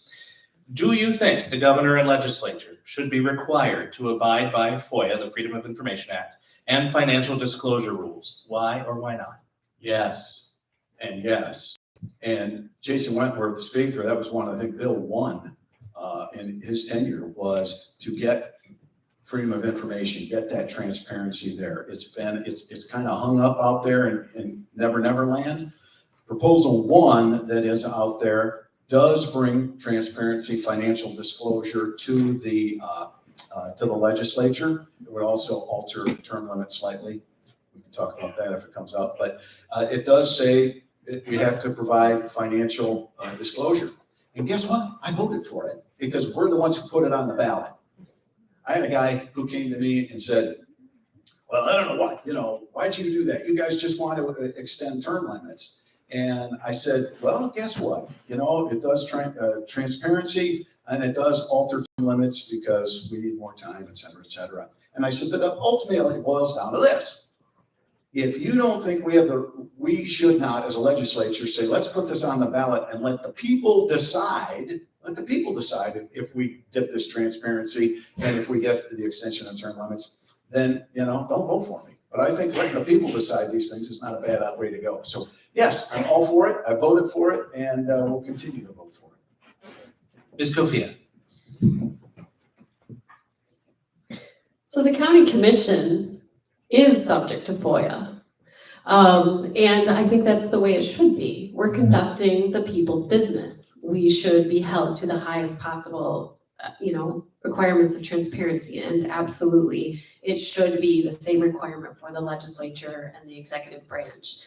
This one gets kicked around every couple of years, usually around an election year, and bills get put forward and it goes nowhere.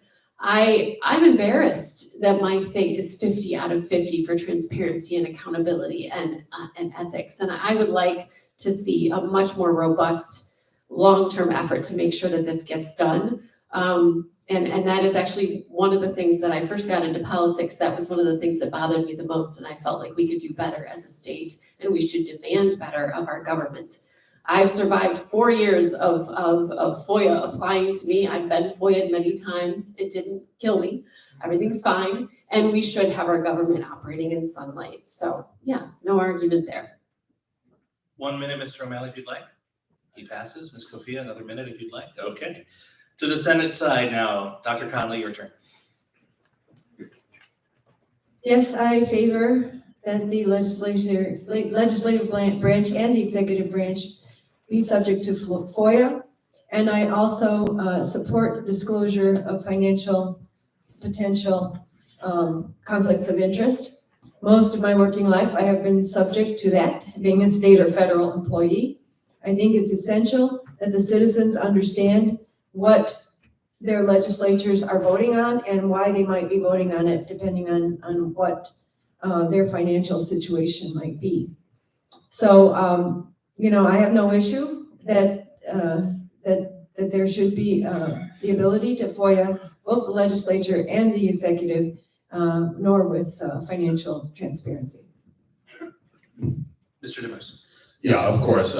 I actually thought we were subject to FOIA, so forgive me on that. I just have, now I know why I haven't been FOIA'd for anything. So the bottom line is, yes, I absolutely support that. There's no problem with it. If you, we all voted for a lot of transparency measures, but the one thing I will caution, and it's been really refreshing to me, is I sort of went down there with this impression of all these people who are gonna be on the take and throw the bums out and all this stuff. And I've been really pleasantly surprised in Lansing with what I found out. People on both sides of the aisle, that I see a lot of people who are really there for good reasons, trying to do a good job. I actually haven't seen anything that I thought was corrupt. And I'm not naive. We had a former Speaker of the House who's under serious investigations. I know it happens. But I just think that the narrative that everybody's doing this is really wrong, because I meet a lot of people who are straight shooters and who I would have no problem. And I know Jack O'Malley and nobody up here would have a problem with you looking at our finances. It might be a little embarrassing in some of our cases that we've done less well than we perhaps seem to. But the bottom line is we're all fit. The only thing that I would argue for that's not being discussed, where I think there needs to be a lot more transparency, is in the appropriations process. Because I'm on policy committees in the House right now, and every little policy we change goes before such scrutiny, it's judged at every level of the process. Appropriations almost seems to happen in the back room between the governor and a couple group of people in the Senate, and a couple of people in the House. And I'd like to know, I don't know how you change this, but know more of what the area. I'm not even suggesting there's fraud, but that. So I'd say go ahead and vote for proposal 1. I wasn't going to vote to extend my own term limits, but this isn't something I'm really passionate about, because I just wish the term limits and the transparency weren't married, and they are in proposal 1. You each have a minute if you want. Dr. Conley? I don't think I need a rebuttal. All right, Mr. DeMoose? I think I'm fine. All right, thank you. The next question relates to clean water. The Great Lakes are home to 20% of the world's surface freshwater. Leelanau County alone is 86% water. But there are threats from aquatic invasive species to lack of inspection for existing septic systems. What would you propose as a lawmaker to ensure policies provide adequate protections for our surface and groundwater resources? And we are on, sorry, Mr. DeMoose. Well, there's no question. I mean, everyone here lives here because of the water. I mean, this is our greatest asset. And a lot of times people ask questions, you know, I see those signs, no oil in our water, and I think, my goodness, who wants oil in the water? I mean, some of these solutions that we come up with, I like this idea of this tunnel to get the pipeline out of the water here.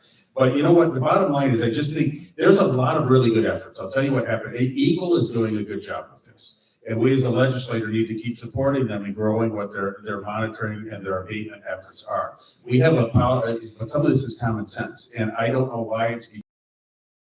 I got called from Whitefish Township up in the Upper Peninsula near Paradise there. And they had this old sort of junkyard that was covered over, owned by the county government there. And they wanted me to walk through it And the bottom line is I'm no scientist, but when they walked me down to the beach and I saw this bright sheen and this weird foam flowing into Lake Superior, it doesn't take a genius to know this is a real problem. And so a lot of protecting the water is hands-on activity on our part. They had been trying to get action from Eagle for years on this, and they couldn't get anything. So I had to get involved and press and kind of be a pain in the neck to get meetings started. Now Eagle's gone up to look at the site. Now they've agreed that there is a problem there and that they're going to look into ways to abate it. So some of these things aren't just broad sweeping policy things. They take hands-on activity by whoever your legislator is. Dr. Conley?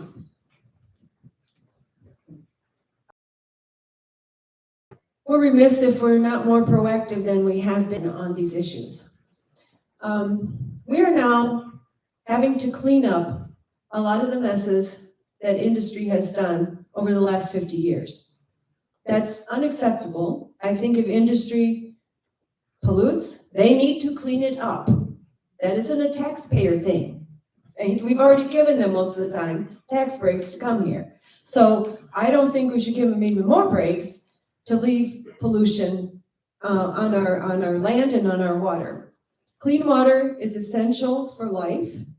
I do favor getting rid of Line 5. I mean, it's 20 years past its useful life.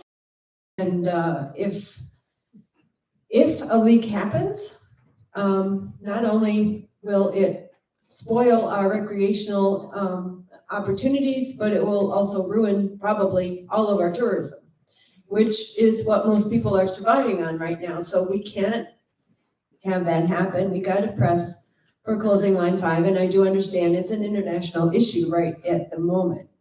The other area where we need to think about clean water is our septic systems. We're the only state that doesn't have a septic ordinance for the state, and I understand we're a very different state, all over the state, different geology, all that, but you don't have to prescribe the same procedures. You need to prescribe the result that you need.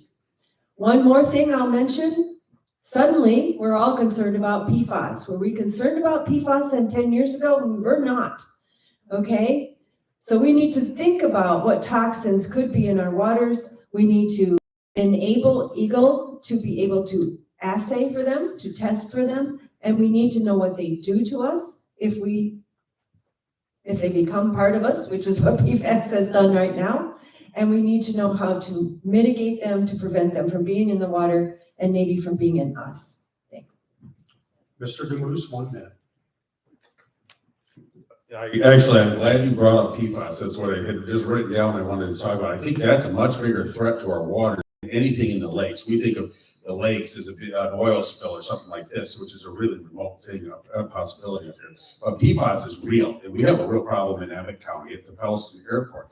And it's complicated because remember, this PFAS often comes through fire retardant materials. They are required at the airport by federal law to use chemicals containing PFAS every year, still to this day required to do that. So now the Emmett County is potentially on the hook for more money than they could ever raise. I mean, it would just devastate the county. But the federal government's the one who said you have to use this stuff. So we're going to need to fight as a state to get federal involvement in order to clean this PFAS up. Again, you got to look at each individual problem as a separate problem. That's different than some of the other things, but this is going to be a big one. the studies aren't in on what PFAS actually does to human beings. We're still learning that, but I suspect this is gonna be a big long-term problem. Dr. Conley? Well, I agree with that, but again, I would just want to reiterate, we need to be proactive. Before we do something, we need to understand what harm could it do to our environment, not after. Not after, when we have to clean it up or we found that it causes birth defects or cancer or anything like that. Ms. Kofia, same question on clean water. This is really special to me. I was lucky enough to grow up here. I used to ride my bike 2 miles to Torch Lake almost every day in the summer and swim with a public access. Our clean water is part of why we love to live here, and it is really important that we take care of it. And actually, I look to former Governor Bill Milliken, a Republican, as a model of what we should be looking for in our leaders. Courageous leadership and standing up to corporate polluters, as Dr. Conley mentioned, holding them accountable to truly protect our Great Lakes. Until I was graduated from high school, Michigan used to have the strongest polluter pay law in the country. We did not allow corporate actors to pollute our land, air, and water and then pass along the cost to the taxpayers. That changed under Engler, remained under Snyder. To this day, there's a polluter pay bill sitting in the legislature under the two gentlemen with us tonight. It's been sitting there for 4 years, reintroduced. It's gone nowhere. We need to see political leadership to protect this most precious natural resource we have. In addition, Line 5. I do support shutting down Line 5. It is not worth the risk to bankroll a foreign oil company's bottom line. It is not worth the risk to 21% of the world's surface freshwater. This actually came to my county commission. Enbridge was using county commissions pushing this resolution. And I staunchly stood up against it and helped the community know what was going on so that they could push back on it as well. Folks, we're being had by Enbridge, and we need to see it for what it is, and we need to have some political courage and protect our Great Lakes before a spill. We shouldn't be waiting until we become the next Deepwater Horizon. Mr. O'Malley.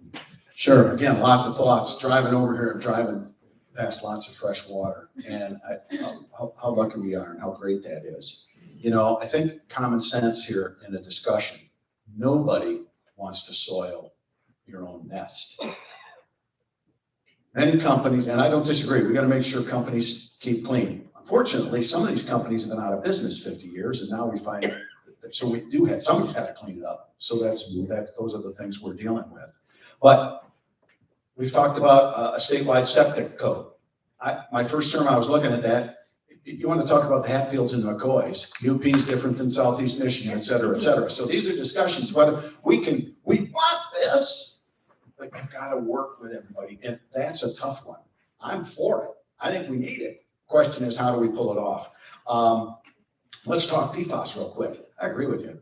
One of the things that's important to know, and I've talked to the people in Eagle and they agree, Michigan's kind of got a bad name right now for PFAS. Why? Because we were the ones who found it and have been studying it and testing it. So we're way ahead of other states. So oh my gosh, how many PFAS sites does Michigan have? Well, that's because we're looking for them.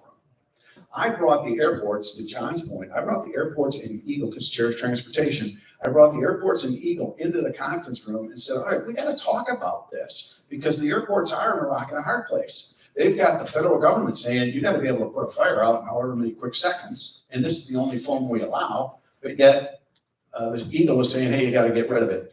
Line 5, quick. I'm for the compromise. Let's put it underground, 100 feet below lake bed. We've got eyeballs on it. Think about how many trucks, 2,000 a day, 24/7, spewing carbon into the air, and the potential of slippery roads moving that oil. Spills. We don't have the tankers to move by rail, and we sure don't have Exxon Valdez out on Lake Huron. So I think that the tunnel is a compromise that makes sense. Ms. Kofia, 1 minute, please.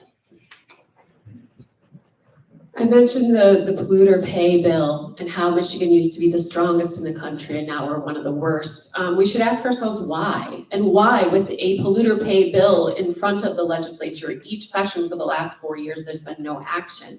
I think we should follow the money. We should understand that corporate polluters give a lot of campaign donations to politicians and are enacted. action, and the Great Lakes are left at risk as a result. We should demand a lot better. We should demand action to protect our Great Lakes for our children and grandchildren, and we should look at the campaign finance contributions of our politicians to see who they answer to. You can check mine, $0 from corporate polluters. I don't know about Mr. DeMoose, but I know Mr. O'Malley has many corporate polluters who have lined up and donated to his campaign. I think we do have to follow the money here when we try to understand why on earth we're getting nice words, but not a whole lot of action. Mr. O'Malley, 1 minute. Yes. So you are such a concerned citizen. I'll be honest with you, there's a lot of bills that get introduced and I don't know about every last one of them. But since you are so acutely aware of this, why didn't you mention it to John Roth or myself? Let us know it's there so we can follow up on it. So you're right. If it's there, I want to take a look at it. But I didn't know it was there. I admit that. But nobody came and said, hey, how about you take a look at this? It's sitting there. Because this is a kind of an interactive type job where we need people to come and help us and point us in the right direction sometimes. So, yeah, I didn't know about it. Happy to take a look at it. Probably vote yes, too. All right, Mr. O'Malley, we'll start with you for this next question. We're going to talk a little more about the kids. Quality early childhood experiences can impact not only a child's trajectory over their lifetime, but also have significant economic and social impacts to communities. It is so important that the state authored the Michigan Collective Early Childhood Plan adopted this year. How do you see early childhood services and the availability of quality childcare, or the lack of, impacting your district? Well, the lack of childcare has been huge in the sense that our in-home childcare, which is primarily northern Michigan, rural Michigan, our smaller communities don't have the population for center-based childcare. Bigger towns can, but smaller ones can't. So our in-home daycare was down 50+% over the years for lots of reasons. The pandemic shined light on it, but that was not the cause for its demise. It was overregulation and the push there. So we need to bring it forward and we need to get it back online. Now, early childhood, I'm all for it, but here's something that has to be said. One of the reasons that childcare, in-home childcare, took such a hit was because of Great Start to Readiness. I'm fine with Great Start to Readiness, but it took the 4-year-old out of the mix for in-home daycare, because toddlers and infants are the most expensive. Then you have 3-year-olds, and you have 4-year-olds who are the least amount of work, so to speak. So that was your money child if you're an in-home childcare provider. Great Start to Readiness pulled a lot of those kids out of there. Discussion of doing that same thing with 3-year-olds. And what I've asked is, look, that might be a great program, but for goodness sake, don't kick it in just yet. We've got to get our childcare industry back up and running, and pushing for a 3-year-old type program might be just a little bit too soon. Move it forward, maybe, but let's let our childcare get back at it. And I think that we do need to, we've got our childcare desert program out there, our liaison, I have 15 seconds. And we have a lot of good things in this APEC bill. And there's other things coming that we want to talk about next term by way of schools, because schools are a great place for childcare, et cetera, et cetera. So my time's about up. Ms. Cofia, 2 minutes. So I can't resist. I think Mr. O'Malley told me at the end of his last answer that he would like me to do his job for him. I'm running to do his job for him. I'm running for the 103rd, and I would be happy to. I would be happy to. So as pertains to childcare, as I mentioned, I'm a former Head Start social worker. I worked with 5 childcares across the 3-county area, Benzie, Grand Traverse, and Leelanau, which happens to be the new 103rd, and worked very directly with providers as well as families. I've already listed some of the things that I would do and support as a state lawmaker to support expanded childcare. But I'm going to circle all the way out to public education because that is such a natural space to have expanded childcare options. And under first this Engler and then the Snyder administration, under unfortunately Republican rule, we have seen cut after cut after cut after cut to public education. And we need to stop cutting. I do applaud the governor's efforts to reinvest in public education, but it's just the beginning because we're talking about decades of disinvestment. So reinvesting in our public education, respecting and supporting our early childhood teachers and public educators would be a great place to start. Those resources can help. They have natural infrastructure for expanded childcare all the way down to even infant and toddler level if we're creative about it, but it starts with stop treating like public education like the enemy and start respecting, supporting, and funding the expert childcare professionals who work with our most precious resource, our children, every single day. Mr. O'Malley, 1 minute. Sure, real quick, I don't disagree. I think that's one of the things we want to move next to. Schools, as our enrollments go down, schools have rooms, plenty of room for childcare options. Plus, the rules right now say that schools can watch kids till 3:30, but then at 3:30 the rules change. Why is that? We need to do things there to adjust them. Now, about the funding. When I came on this job 4 years ago, we were just at about $15 billion in our education department, in our education budget. This time it will be just shy of $20 billion. That is not a disinvestment, that is an investment. We've got per pupil up. This is what I do say. It is not about the money we're spending, it's about the structure in which we spend it. Our education structure needs a lot of work. Ms. Cofia, 1 minute. All set. To the Senate now. Dr. Conley, same question to you. Thank you.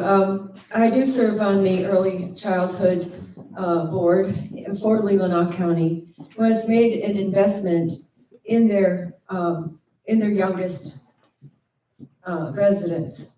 This investment has paid off, but it's not easy and it's not cheap. One of the issues with early childhood education is that early childhood educators cannot make a good living. They cannot make a living enough to live in Leelanau County. So that's a big issue that we really need to address. And Mr. O'Malley said something that kind of grated me a little bit, and that was watch children, okay? We're not paying early childhood educators to watch children. We're paying them, hopefully we're paying them, to enrich children's lives, to be their surrogate parent while their parent is working. Another thing we found in Leelanau County is that 9 to 5 or 9 to 3 is not really going to cut it for all of our workers. Why? They don't work those hours. So we're going to need to build out some childcare for people who work all hours. I'm all for home care where it works, and I'm all for using schools where that works. But what we do need is a quality childcare program that will enrich those child's lives so that we can have better adjusted, more successful adults in the future. Mr. DeMoose, 2 minutes. I mean, you got to distinguish between child care, just plain child care, and early childhood education. Those are two different things. And I mean, I don't think that the government needs to solve every single problem out there. There's with the childcare, I think there are certain things we can do, we've already talked about here, that we can encourage new businesses and new childcare providers to open up. But as far as, and I agree with what Representative O'Malley said, I think we're way too soon to be even talking about 3-year-olds right now with the problem we have. Let's start with 4-year-olds. One of the things I do like though is some of this stuff needs to be done at the local level, at the school board level, at the county level. You don't necessarily want us to sit in Lansing and figure out something that works in Leelanau County and Detroit. It often doesn't fit. We have different problems. So relying on our local schools is a good example. In Harbor Springs, we've done that. We've lost so many older kids. We have an extra building, the former elementary school. They're turning it all into early childhood development. And it's going to draw people from throughout the county on it. It's a really great idea on this. There are probably things we can do to help fund those, and we're certainly open to that. We've proven that as a legislature over the past few years. This year, we've given record funding to public schools.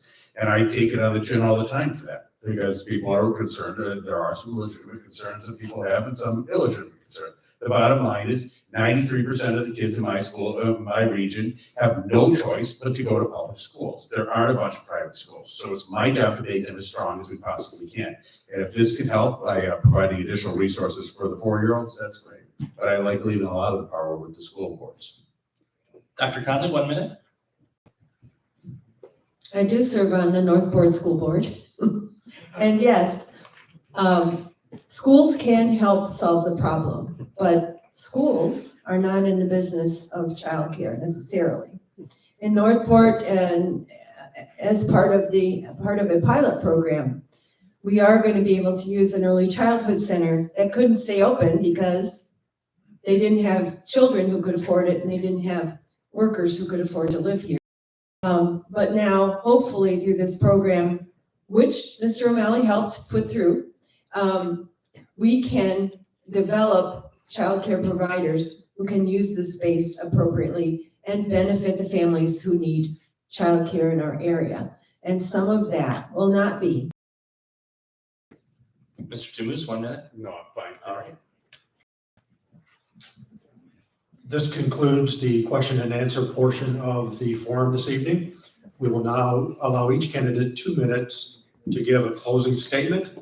And we will start with the Senate and Mr. Tamus. 2 minutes, please. Okay. One of the things we didn't get back into much is who are we up here? And you don't necessarily know me, and I'm getting to know you, but I want to give you a little background on this, that I'm not a career politician. I've only been doing this for a couple of years. Instead, I've been a businessman for nearly 30 years. And we ran our company. We started it right here in Traverse City on the 45th parallel, so we called it 45 North Productions. Couldn't come up with anything more clever than that. But it was a really interesting business because it gave us exposure across a wide range of fields. We worked closely with the Department of Defense. We worked with international humanitarian organizations and Christian ministries. We worked with Ford Motor Company. We worked with local businesses. I started an organization designed to change the perception of manufacturing careers and skilled trades careers because we need our kids to go into these things. As a business owner, I ran the business. I worked hands-on with it. I did the QuickBooks. I paid the taxes. I paid the paychecks. I handled the health insurance. We did everything. I carried the equipment. I cleaned the bathrooms. This is what you do as a small business owner. The bottom line is, all along, I always dreamed of getting into politics. I thought this would be good. I think I can make a difference there. But little did I know that every one of those things we did running that small business and for the specific clients we worked was preparing me for this moment. Because as a legislator, you address not just the 4 or 5 topics that you want to talk about or that you feel like you're an expert in. You have to legislate for the entire state across 95% of issues, some of which are new. So I take this job of being a representative of the people very seriously. I'm an expert, like I said, in 5 or 6 things, but I need you all to help me do this job well. And we need to do this with a sense of grace and civility. Dr. Conley. Thank you. I want to thank everybody for being here and for staying through all of these questions, even though it's getting late, and I will be pretty brief here. I really spent my life in service. I was a physician. I listened to patients' concerns. I answered patients' concerns for most of my life. And during the health board, I answered concerns from that. And I understand that life is difficult and life is complex and life sometimes throws you curveballs. But what I also understand is what we need to have at the center of our government is our people. Really, it's not about me being in the legislature. It's about what can I accomplish for our people and what do people need. Over the last 30 years or so, the legislature has been focused a lot on cutting taxes, and they have not focused as much on our people as I feel is necessary. And so that's why I want to serve. I'm glad Mr. But, you know, I think that we can move forward together as a people, centering on what people need to live their most secure life and to keep Michiganders in this lovely state if they would like to stay and not have them have to go to another state to find work that they can survive with. Thanks. Ms. Kofia, 2 minutes, please. Thank you. Thank you to everybody who came tonight, and again to the moderators and the hosts of the event. Folks, the race for the 103rd offers a real clear contrast and a real choice, and that is up to all of you. I have talked about my own work. I have a 4-year track record on the Grand Traverse County Commission of bipartisan, pragmatic, get it done leadership. I am proud, as I mentioned, to have helped bond our pension debt without raising taxes and in fact, saving millions of dollars in taxpayer funds, as well as championing and getting hazard pay for our first responders and our health department in those very scary months of 2020. As your representative, I will work extremely hard, just like my mom taught me to, on the things that matter most. I will work for you on housing, healthcare, childcare, mental health, clean air and water, good public education, and each of these issues that matter so much to our community. And as I mentioned at the beginning, we are in uncharted waters as a nation and right here in Michigan as a state with the attacks on basic democracy and the overturn of settled nearly 45 years of law protecting half the population's ability to have privacy and bodily autonomy. That, make no mistake, is in fact on the ballot this fall. You will be making choices between people who have a proven track record of undermining choice, taking extreme votes, stripping away our rights, and a track record of people who have undermined our democracy and used their official position to spread conspiracy theories. That is a clear contrast. With me, you will always get somebody who will work hard to protect and expand those rights rather than strip them away. And so I respectfully ask the people of the 103rd for the honor of representing you as your next state representative. Thank you so much. Mr. O'Malley, 2 minutes. Thank you. I appreciate the cherry pie debate and everybody that got it going. When I talk to people who be of my party, and even some who are, I say, look, since I was this tall, I've heard people say, I don't vote the R or the D, I vote the person. But yet we all know people tend to go R or D. I would say that if you look at my life and what I have done in this community and how I've served this community, and you look at my 4 years and the accomplishments I've had, working across the aisle, getting the governor to have 5 signatures on 5 of my bills, I think that shows that I can work across the aisle and I can get things done because I don't really care about the R or the D. And I would challenge my opponent on one thing. I know this is Leelanau County. Talk to some of the people in Grand Traverse County and they might not think her 4 years is as rosy as she'd like you to think it is. So what I would like to say is look at our track records and look at our personalities and look at who you want representing you down there. Look at who you want working across that aisle. And I believe you will vote Jack O'Malley for state rep in the 103rd. Thank you. Well, this concludes the debate portion of tonight's program. We have a few things to tell you before we call it a night, but we've asked you to hold it all night. Now it is appropriate to applaud all the candidates for being here this evening. Thank you so much. And thanks to all of you for being here tonight and being respectful of the candidates. We appreciate that very, very much. Of course, we want to thank Chamaski Bakery again for the pie and Cherry Republic for the ice cream, and the Lady Woman Brothers and LCA. And thanks to employees at IPR and the Enterprise for assisting us tonight to make everything run smoothly. Most importantly, we encourage you to vote on November 8th and in all upcoming elections. The Enterprise and IPR will continue covering the stories and issues leading up to the election. And IPR will provide a recording of tonight's event on their website. It will be posted tomorrow. And as soon as I can find it at IPRnews.org. I heard you're going to be coming. And the Enterprise is fine, stay listening now. We do the people, links are available on our website, and please enjoy some time with the candidates. Thank you for attending.